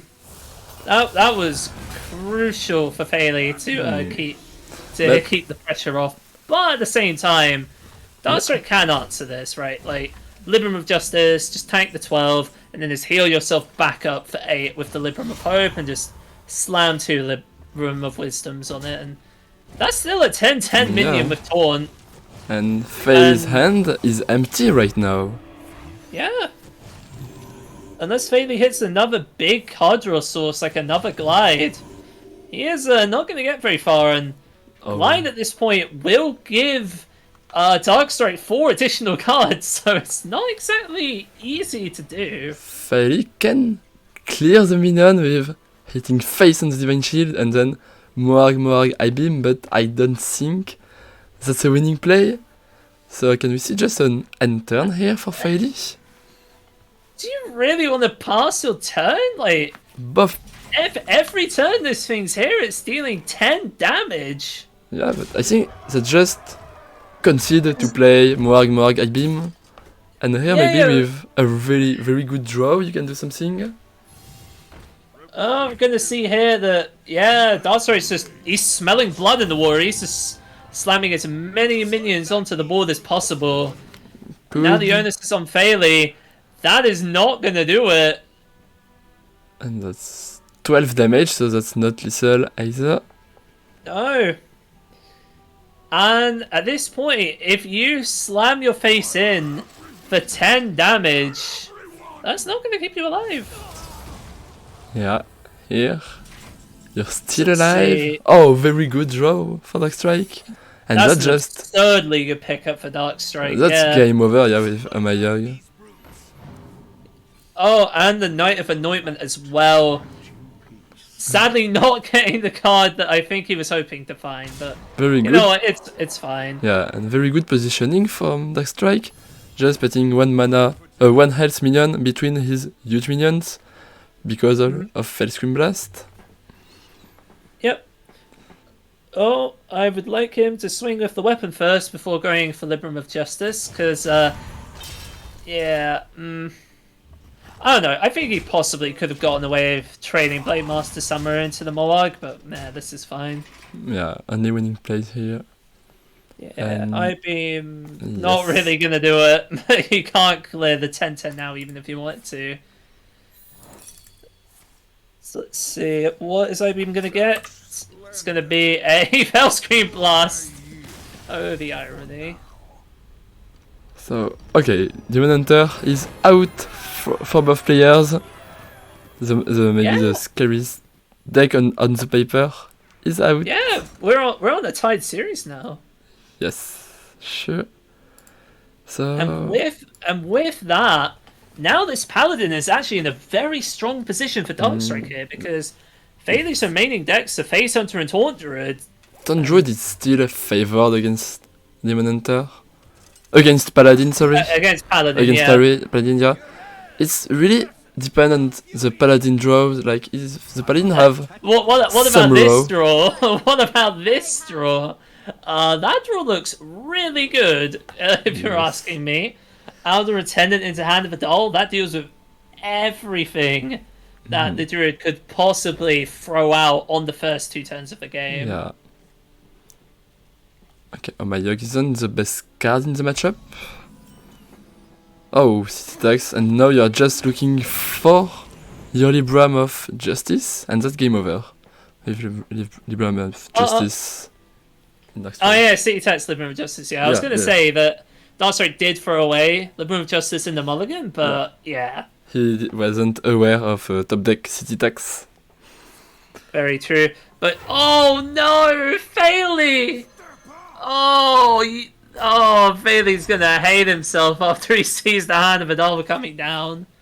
Oh man, that's the only answer in this situation. Darkstrike just had it. And now there's... That's brutal. With a 1-drop keep and another keep, I think you could have... you could expect that Hand of Adal for Darkstrike. If you... Of course it's easier for me because... For us because we have the both hands, but maybe you could try to read your opponent's hand from Faeli. Saying, he kept 2 cards. One is a 1-drop, so maybe the Hand of Adal was the next card. Very true. Interesting value trade here from Darkstrike. But I don't mind it because he has the city tax which he can use as a potential clear.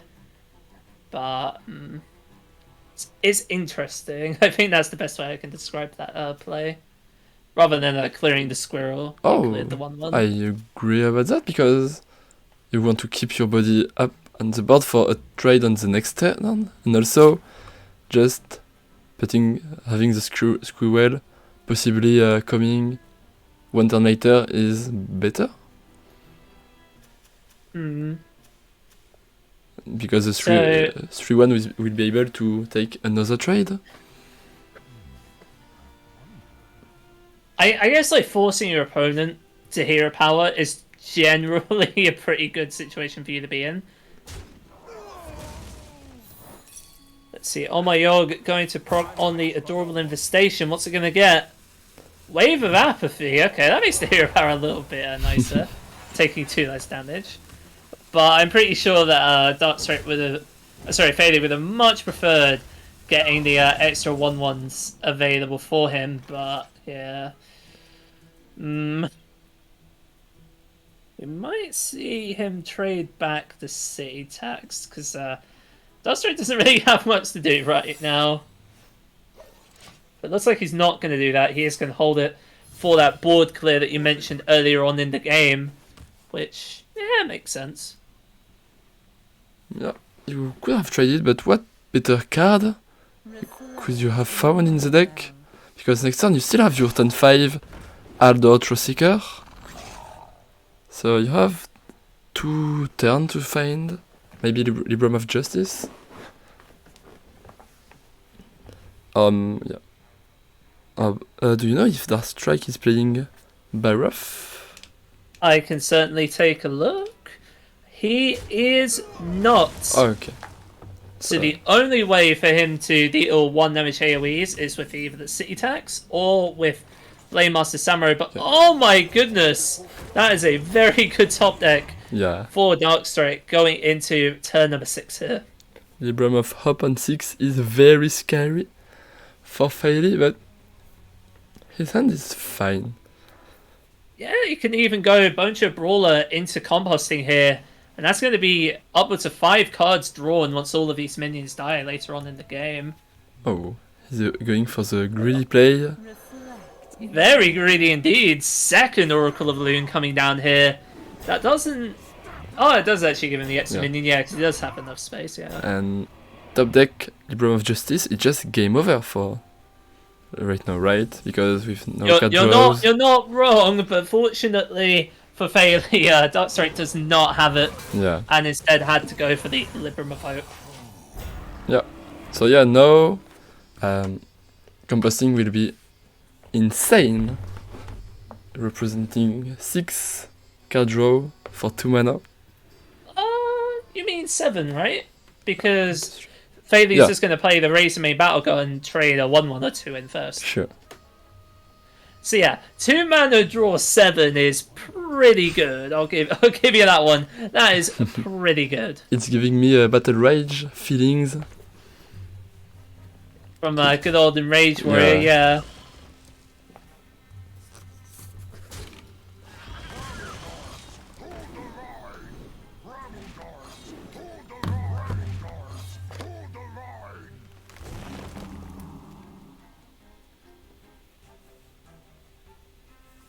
Can't really clear much of this board this turn though. Like Faeli can't really. He's also got to be a bit careful, right? Because he knows that this is a Galloping Savior.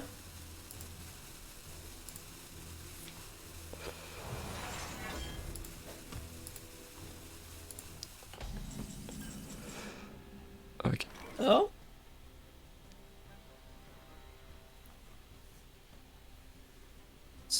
So that Knight of Anointment can pick up Libram of Justice right now. And it does. Libram of Justice is here. So yeah, And that means this board is gone. Sitax. But hand is still full for Faeli. Thanks to And the... also a bunch of squirrels are gonna show up. Yeah. Lots of squirrels. Okay. Can he find other squirrels? This does threaten lethal for next turn though, with the Libram of Judgment. Oh. Okay, I guess that's another mule. For some reason, it's showing backwards on my screen. That's weird.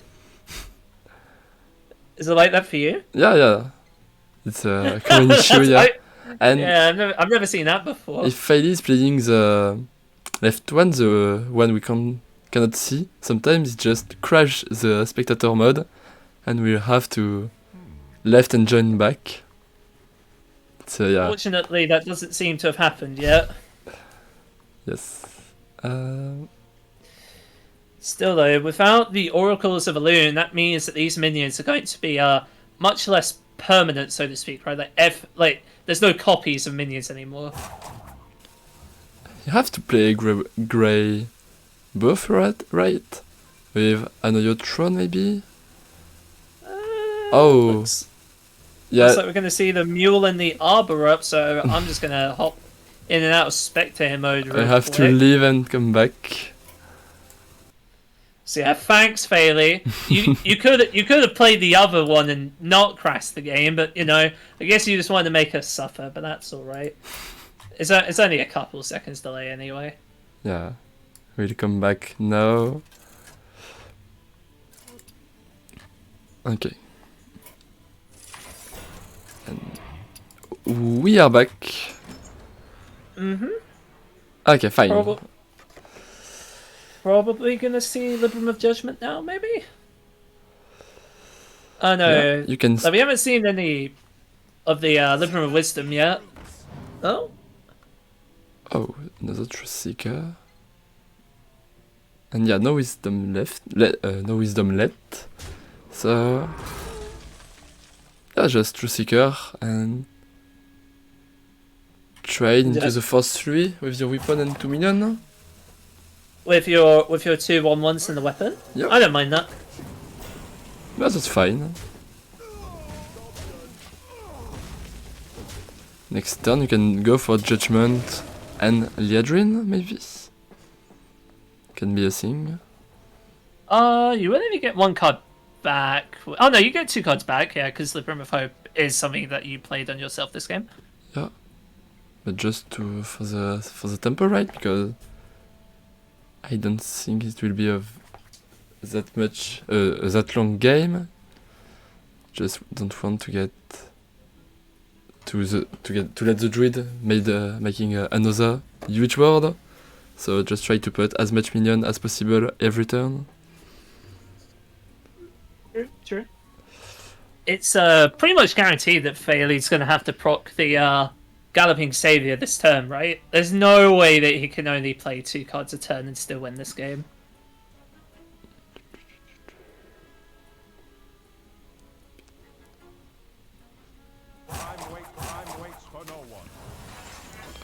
Okay, Hog Merchant Oh, to he's kill gonna that try his one. best though. Okay, has a kill at the 4-6, so... Okay, that's a good turn. Yeah, it's not bad. The problem is though is that it's just giving Darkstrike more initiative. Now that both Arbor ups are gone, it's going to be less of a concern for Darkstrike if Faeli has a wide board, right? It's not going to be that big like endgame finish that we're used to. Faith reveals the way. So, okay. Do you start with Knight of Anointment? Doesn't have... Yeah, he'll start with Liadrin, as I was talking about. Grabbing the Hand of a Doll and the Yeah. Librum of Hope, yep. And you still can play the Hand of Adal next turn, right? So just Judgment to trade a minion. Your Northwatch Commander on another minion, right? Hand of Adal isn't helping you. Reveals the way. Do you need to trade the 3 for a minion here? Ah, maybe I'm over trading. Oh no, like this is the thing, Oh, right? Because Faeli's already used both of his Arbor ups, there's less of an incentive for Darkstrike to play this defensive game plan. Okay, now he's coming face. Yeah, so it's just Yeah. a little setup, right? With Hand of Adal next turn. If Faeli isn't killing Liadrin. Yeah, and if Faeli doesn't hero power at any point, then 2 swings of the Librum of Judgment will just end the game. True, very true. Okay. So yeah, there's the Galloping Savior going off. And then the second Orc Merchant to finish off the Adrian, yeah. Good turn for Faeli. Yeah. If Faeli can find Blade Master Samuro or City Tax though, Librum of Judgment can clear the board. And Greybow won't be getting resurrected. It doesn't look like that's going to be possible though. At least not yet.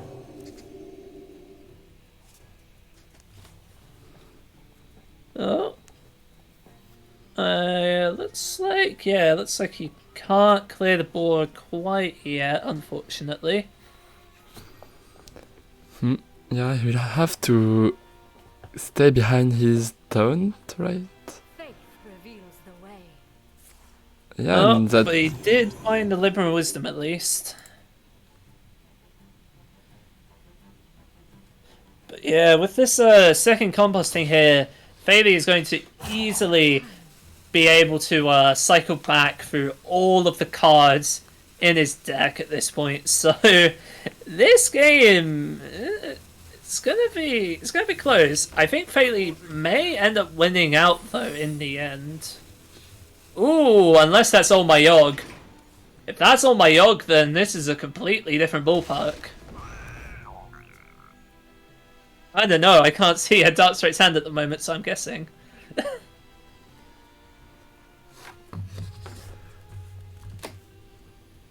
Yeah,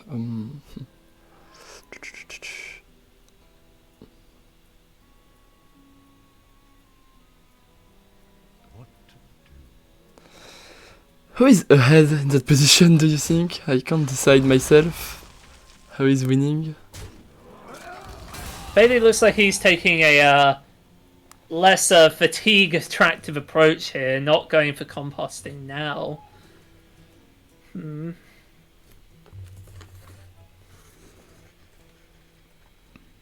I mean, clearly this Ancient Guardian is going to die here. It's just for Faeli, he's just trying to figure out like how much he wants to develop into the potential board clear again.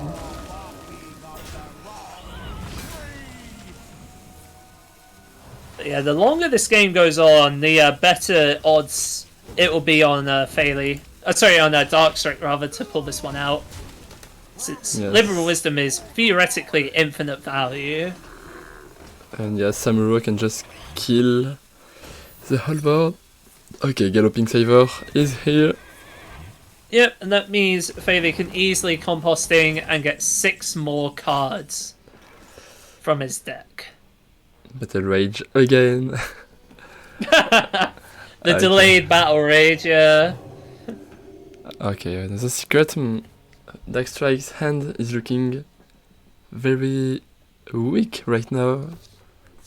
One Yeah, secret. and I believe Faeli at this point is just out of spells, if I'm not mistaken. Yeah, no, he is just out of spells at this point, so oh my god is just going to do nothing in this position.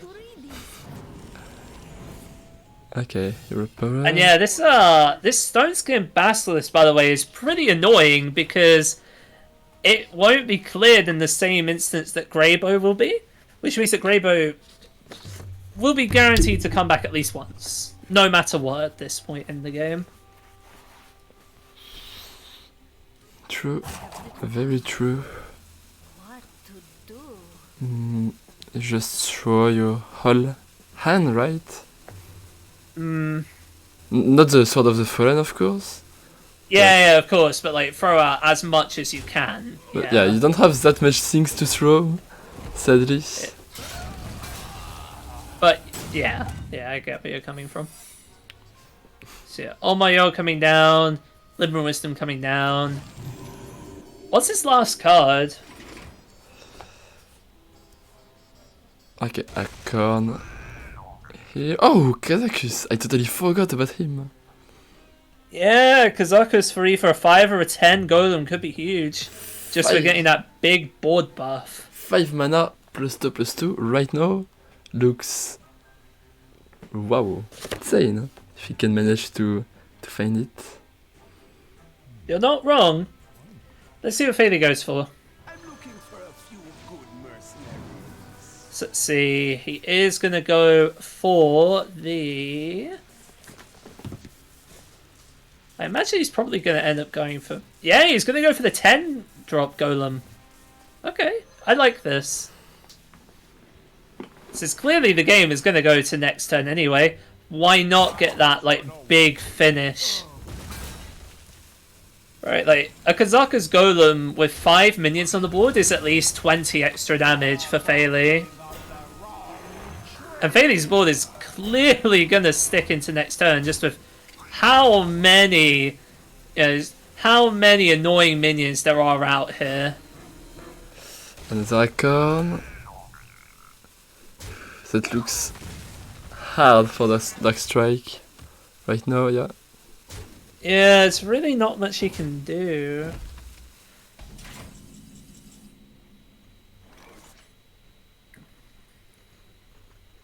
And there's no real way to clear the board either. And if Darkstrike plays like any minion here, all Faeli will do is he'll just trade the scroll in and then play the golem, and then Darkstrike will just be dead. What to True. do? Yeah, this looks... Darkstrike looks way behind.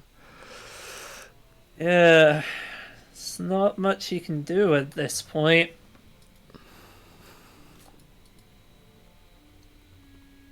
This is your moment. And that's... Yeah, he's just going to pack it up. Yeah. It's definitely a very back and forth series so far, but now Darkstrike has to win both of his remaining games with Handlock, and like I said at the start of the series, Faeli still has this Face Hunter, which we saw how effective that was against Handlock in the last series, so yeah, things are looking good for Faeli at the moment, that's for sure. Yeah. Yeah, before the nerf, all the nerfs on the Warlock, I had the feeling that Warlock was very ahead the Hunter, thanks to the Brussels bag that can come very fast. But now with all the nerfs, I have the opposite feeling that Hunter is favored against Warlock. Yeah, I'd agree with that for sure. But yeah, let's see. This hand from Darkstrike is looking pretty good. Like, we've got pretty much every single card that Darkstrike could hope to have in the early game. Right, we've got Tour Guide, we've got Touch of the Naphazine, we've got Backfire. The only thing he's missing is Drain Soul, to be honest. That would probably be the last major piece he's looking for like the first like 3 turns. And then after that, it's obviously Soul Ren. That is the by far the most important card in this matchup for the Warlock.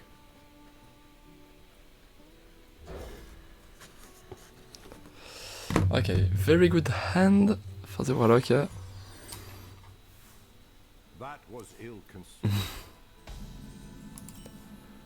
Oh boy! Darkstrike just hit the Soul Ren. That's the perfect hand, right? The best hand as possible.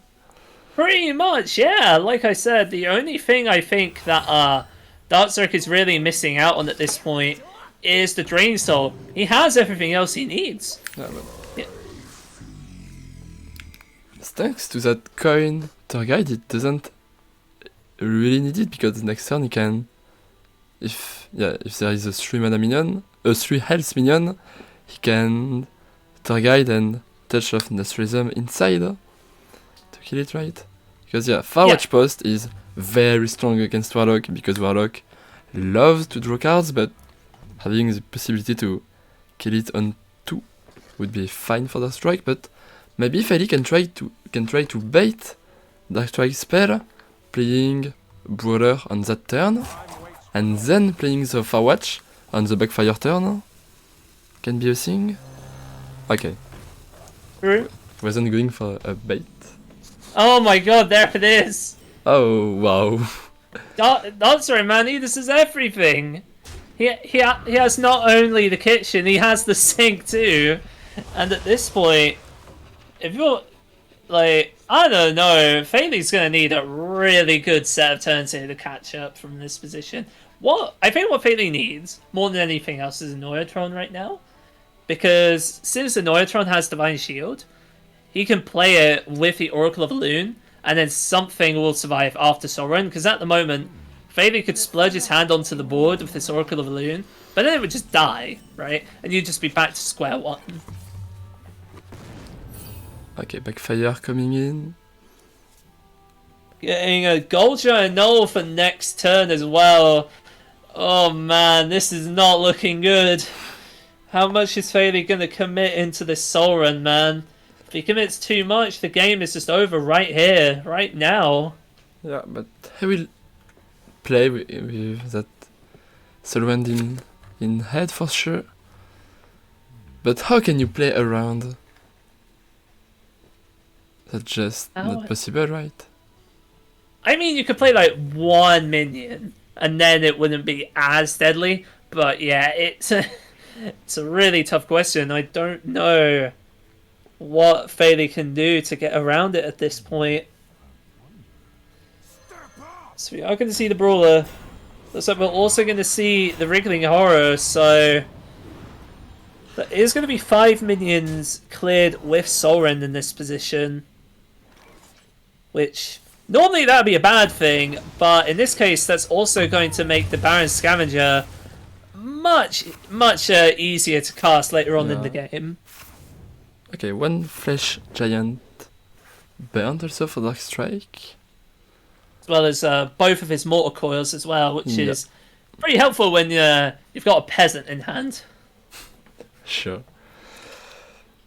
But yes, with that much burning cards, you had to draw to burn useful cards for sure.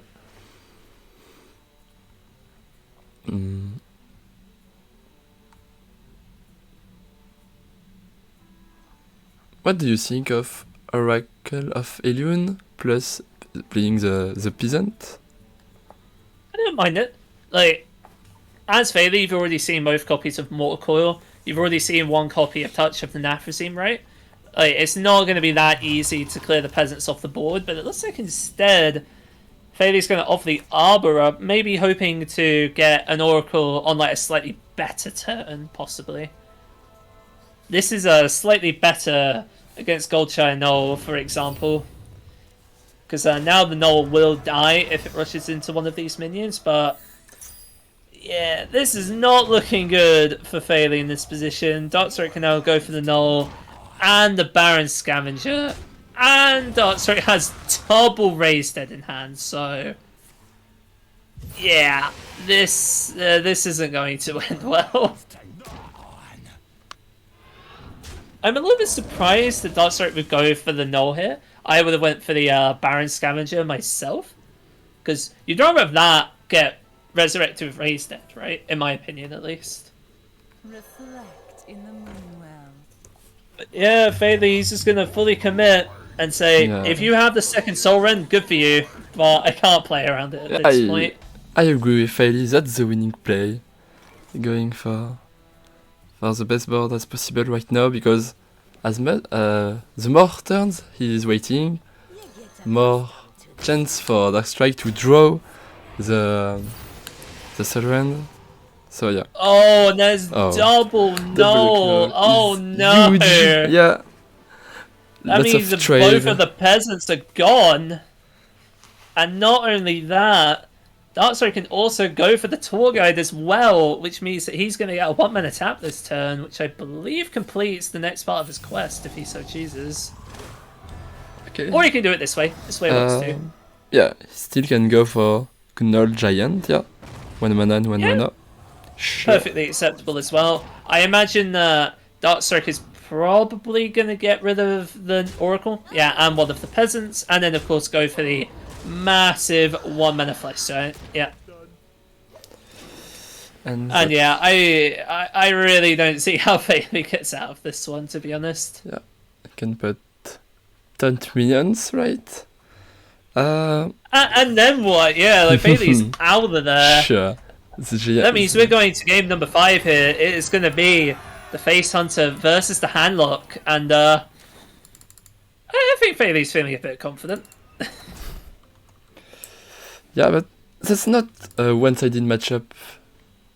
Like, sometimes Warlock just have the good removal spell, a good surrend, and Hunter can not hit face with his minions, and then lots of healing is coming for the Warlock, so that still can be a very close game to end the series. Yeah. I mean, looking at the Face Hunter list for Faeli, he is running the Felmors rather than the Bone Chewer Brawler, which I think is going to make a bit of a difference here. The Brawler is a little bit easier for Handlock to remove than the Felmor. But yeah, there it is! The monkey! Let's go! Keep the monkey, Faeli! Keep the monkey! Monkey's so good. I'm not even being sarcastic either. The monkey is actually genuinely pretty good in this matchup if your opponent doesn't have the Gold Chino. Because then, what's your opponent gonna... Your opponent can't backfire when you have 2 bananas in hand. You'll overdraw. But Faeli didn't go for it. And we'll see if this works out for him.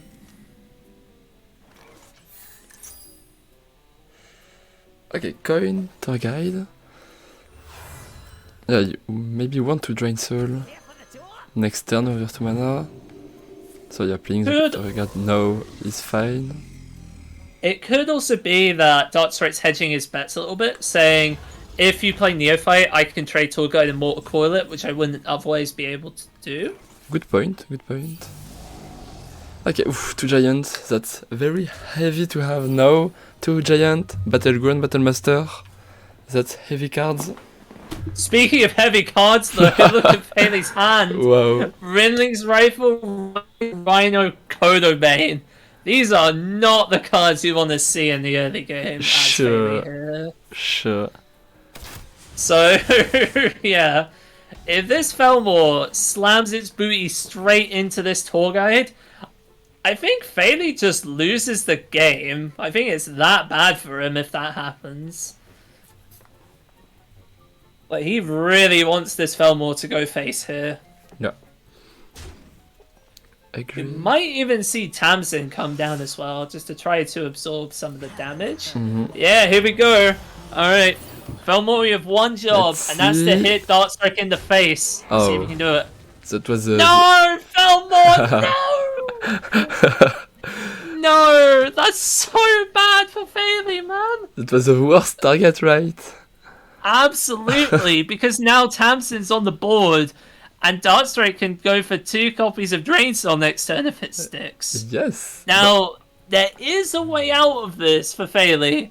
It's... He has to roll exactly Refa here from the Demon Companion, and then Adorable Infestation hit, and then the Tamsin will die. Oh, that's If 1 out of 3, right? That he lost Yeah. 1 out of 3, so that would have been fair to win it. Yeah, and it looks like Faeli's not gonna do it. He's just gonna hit it with the Rinling's rifle, and that means that this Tamsin is going to be able to give Darkstrike a free Drain Soul. Not only that, Darkstrike can then also hit with Tamsin and Drain Soul the Tamsin to then prevent the Rhino from Faeli hitting into the Tamsin and dealing 4 damage back.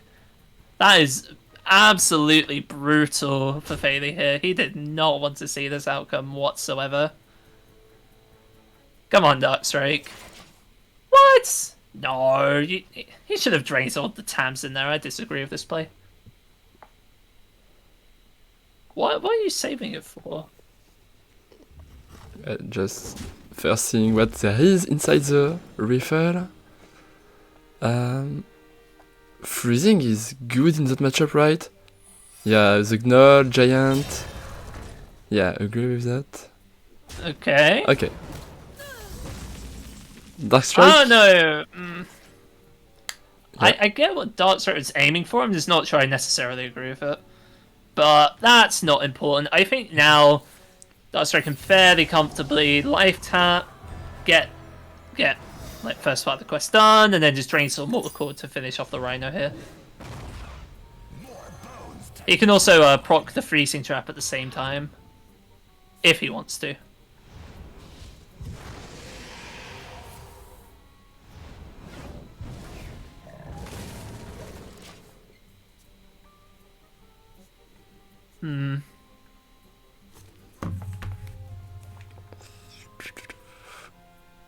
Is it another Rhino the turn right now for Faeli? Rhino infestation?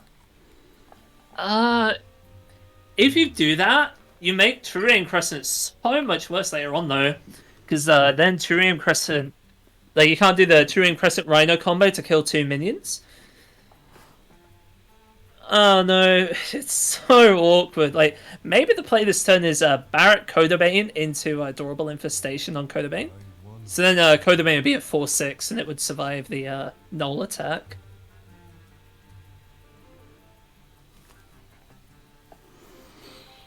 And also 16 cards left in Darkstrike deck, meaning that the Bristleback will come very soon. Darkstrike still have a backfire to draw 3 more cards, sorry. So, yeah. Healing can come fast for Darkstrike. Things are not looking good for Faeli. No, they're not. And yeah, if that Fillmore hit any other target, this would have been so much better for Faeli here, man. Sure. Because, like, otherwise Faeli would have been at 18 health, or, like, the Tamsin wouldn't have gotten him the extra copy of the Drain Soul. Like, it's just been a disaster for Faeli this game. Well played from Darkstrike. Going face with the Gnoll and not trigger the snake trap. The snake trap, inside. yeah, very true. Because he was... Also, it can life tap here, and then he would be able to play both the Giants anyway. But he may want to preserve the 2 HP. It's a tough decision to make. Playing 2 Giant is just... Oh. You can play the buff Giant without life tap, so yeah. Yeah, he can play them anyway. It's just whether or not he wants to tap along with it. Yeah. Okay, But yeah, either way, these Giants represent lethal next turn with the Battlegrounds Battlemaster. very true. So, yeah, Faeli, he's got to do something here, or else he is risking dying next turn. I think he can't turn around the Battleground Battlemaster, right? He's never winning the game if he's sending 8 damage in 1 Giant. So you just have to hop that Darkstrike doesn't have it. your opponent at this point has drawn through at the start of Darkstrike's next turn 17 cards, right? How realistic is it to expect your opponent not to have it? I think it's somewhat unrealistic. Yeah, but you don't have the choice, right? That's the only winning play, I think. Like, that's just game lost, right? You're probably right. It just feels horrible. Yes. Oh wait, actually, that prevents lethal. No, it doesn't. No, it doesn't. no. Ignore me. 8 times 3 Yeah, is 24, yeah. Yeah, it won't prevent it. Oh no. Oh, he's killing Yeah, the giant, he's gonna do it. He's gonna throw the damage in. I agree with you, yeah. Let's see how it will go.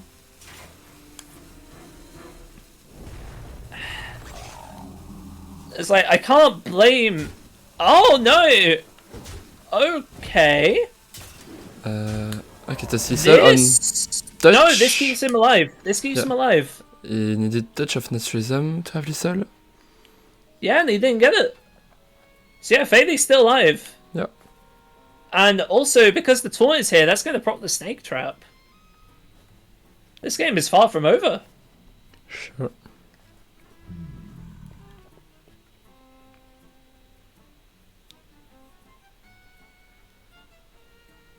So Darkstrike here almost certainly can get the what's it called? The Bristleback live. I don't know if he can do it this turn. I'll just take a look at his hand real quick. He can with Backfire or Soul Rend, I guess. Neither of which are optimal exactly. Let's see what Darkstrike does here, because he could Bristleback his own giant, but he's not going to. Yeah, fair enough. Ooh, okay. I guess it's fine. Yeah, Darkstrike doesn't fear dying next turn. Okay, yeah, this is fine.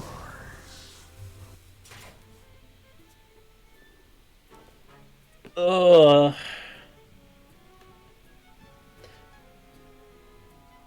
Okay. If Faeli sets himself... Okay, yeah, set himself to 4. Okay. And then he has to quick shot the giant to not die. Yeah, okay.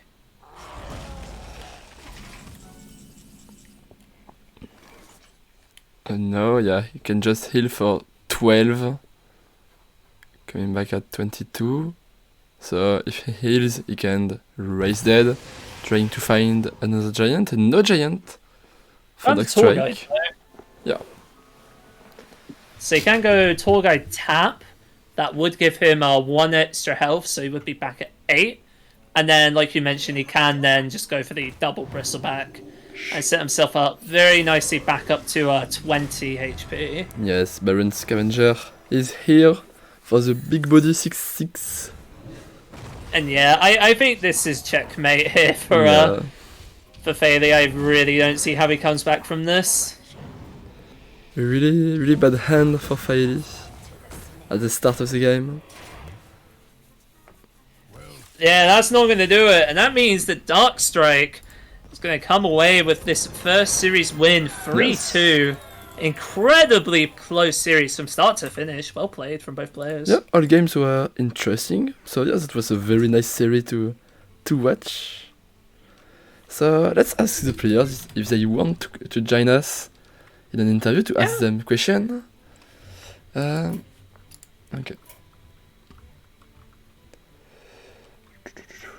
Darkstrike, okay.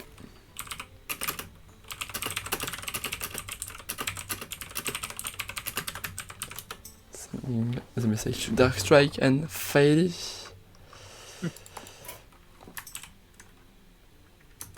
Okay, Darkstrike wants to join us. Let's call him.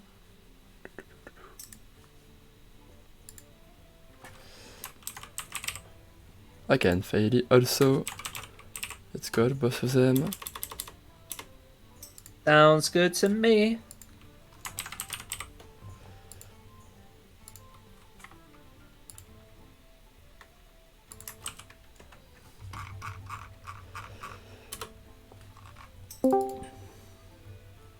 Hello, Darkstrike. Congratulations. Can you hear us? Yeah, can you hear us? Oh, and there's Faeli as well. Yes. Hello, Faeli. Hi guys. Hello.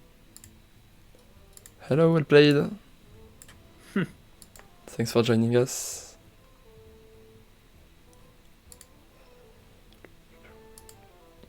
Let's see, so can hear Faeli. Can we hear Darkstrike? It doesn't look like. So, by the way, we have Faeli here. Hi guys. Oh, finally. Ah, there he is. Finally. There he is. Hi. Lovely. So yeah, congratulations to both of you. That was a very close series from both of you. Very pleasant to watch. So well done. Yeah, thank you. Actually, I wasn't too happy about the Paladin against Druid game because like I wanted to trade the 2-1, then he later harbor upped, and I kind of got screwed about because of the animations because I saw it later and I didn't trade it. And also I made a couple bad trades because I started to get tilted a little bit. So yeah. Also the glide Faeli played in the DH mirror was also funny to me. Like yeah, actually I think it could have been a correct play because his deck was actually way thinner than mine. So he had way more chance to draw Kurtrus again before me. So maybe that was the point. No. Why don't we ask the man himself? He's in the call. Yeah. What was your plan, brother? Yeah, like obviously, my deck had like 7 less cards or Yeah. something like that, so I had better chance. And also my hand was stable. I had both glides, but somewhere in the middle, so that was not optimal. And I had basically all the damage. I had Ilginot and all the spell damage boys. So I just had to do it. I think. Like if Yeah, I just actually, slam Kurtrus there and then you play it as well, I feel like I would faster than you. So the way. yeah, I actually thought so. Actually, also in the first step, quest completion, I was not sure about completing it with tradable cards or with how it's called acrobatics. Since because acrobatics actually thins the deck out, but I thought that maybe I want to use the tradable first because acrobatics could be way better after quest completion. You know, you can draw 4 cards. So maybe that was one thing that I could have changed because I would end up having a thinner deck. But other than that, seems pretty straightforward. And yeah, basically that's it, I guess. Oh, also I felt quite not sure about winning against DH with Paladin because my starting hand was so bad. It was something to behold. Like I think in your first 4 cards you had what? Samurai, Libram of Justice, Libram of Hope, Cariel, All My Yogs, like something like that. Yeah, You yeah. still pulled it out. Like that was impressive. Yeah, and also I didn't think to make it there also because he actually end up like he made the McDaridon play and actually worked for him, so I didn't think I could recover after that quickly enough. So yeah, that was a good ending, I guess. Yeah, about the Mactridon turn, that was kind of weird. I'm not even sure if I should have gone for the glide there, but I felt like I still have both the acrobatics and one more glide, like studies. But So- maybe I had so basically I had the option to do either glide, like I would always want to go for Mactaridon, but I would need to find the first Scream Blast somehow, and I go for it either with glide or with acrobatics. In the end, I think maybe the glide was not the best way. But I felt like if I draw at least one draw card after the glide, like either the acrobatic second glide or something, then it's probably fine. I just found Moarg thing. Then Yeah. I made it clear, but I get any card that said draw afterwards.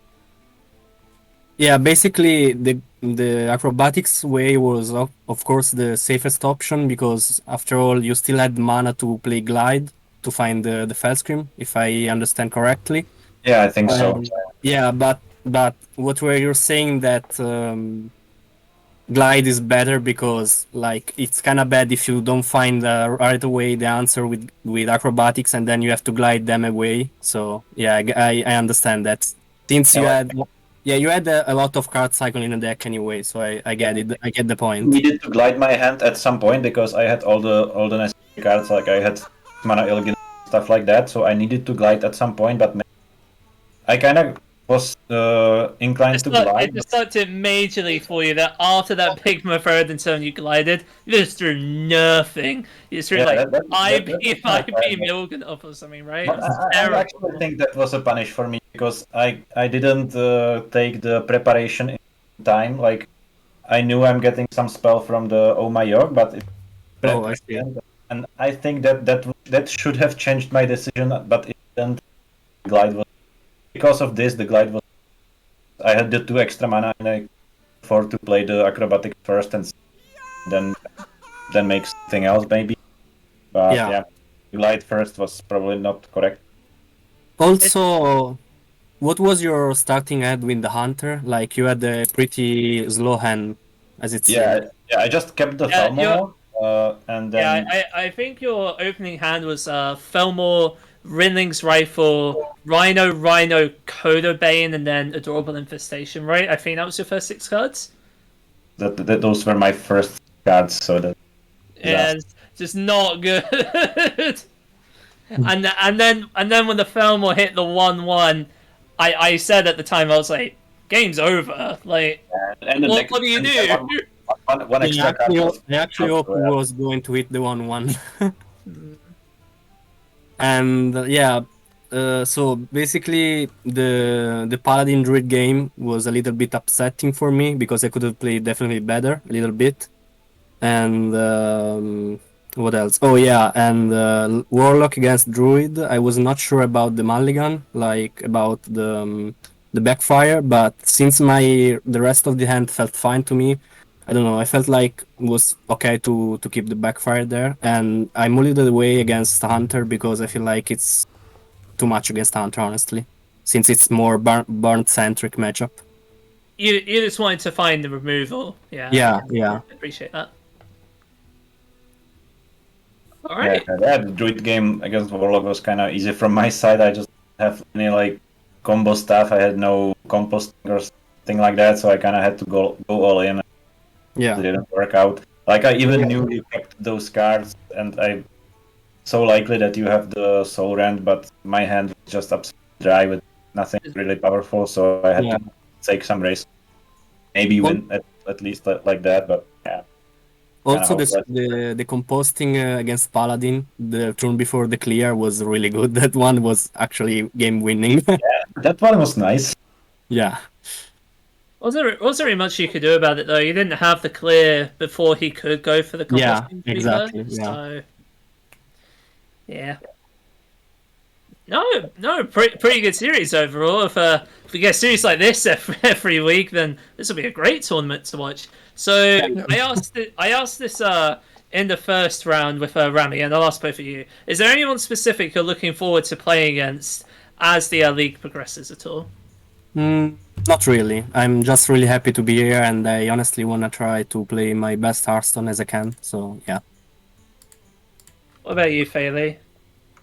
Well, like in my group or our group, not really. There are some players I like. For example, Fury Hunter is my former teammate. I respect him a lot, so I'm for that match. But like what I would dream of, finals of the whole league against the Arla. You're feeling confident then? Well, that's the long shot. You know, you asked what I want. Yeah. Yeah. Also, I have one question. So basically, is wiRer replacing Trazon, or was just for this week? I think he's definitely replacing him. Oh, okay. I'm not the one who is making the decision, but if I understood well, he's definitely replacing it. Okay. It's probably a like work times an issue for Trayson since he's from Japan and all.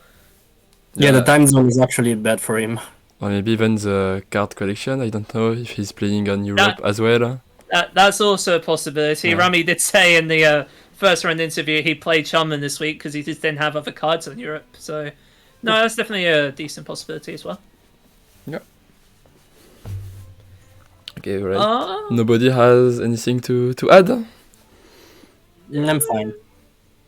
Okay, fine. Thank both of you to joining us. Very well played from both of you, and good luck in the next rounds the next week.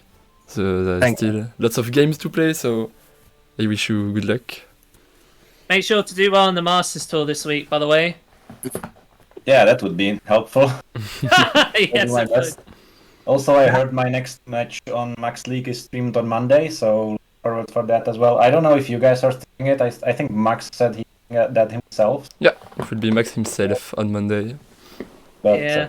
maybe We'll figure that out closer to the time. Don't worry about that. Yeah. Thank you. All right. See you Bye-bye. soon. See you guys later. Goodbye. Thanks for having us. I hope you're having a good night. So, thank you. Thank you. Kinda. See you. Okay, fine. So no. Man, it makes our job so much easier when they're just passionately going on about the game for so long, huh? Yeah. It's nice. Sure. Anyway. Anyway, yeah, let's move on with the end of the stream. Just placing your cam well. So just look first at the at the calendar. Let me show you for the next week. Next week we'll have same as that week. A Max League Rune 2 on Monday, Tuesday, Wednesday. We don't know the players already, but it will be casted by Max on Monday, Cool Kid on Tuesday, and by myself again on Wednesday. So if you enjoyed this evening, be sure to be here, same place next week. Thank you, Paradox, for joining us this evening. No worries, no worries. If you want to see what I'm up to on Twitter, because I'm going to be posting live stats from the Masters Tour on Friday, Saturday, and possibly Sunday as the event is going on. Be sure to follow at paradox_HS on Twitter if you want to see what I'm up to. And thank you for having me. It's been a very enlightening few series of games, and hopefully we'll be seeing even more exciting content as the Max League 5 continues. But yeah, I suppose we'll be signing off for the evening then, won't we? Yeah, that was only the first round. 6 rounds left on the group stage, so it will be very passionate to see in the next week. So thank you, everyone. See you very soon. Good evening, everyone. See you later, guys.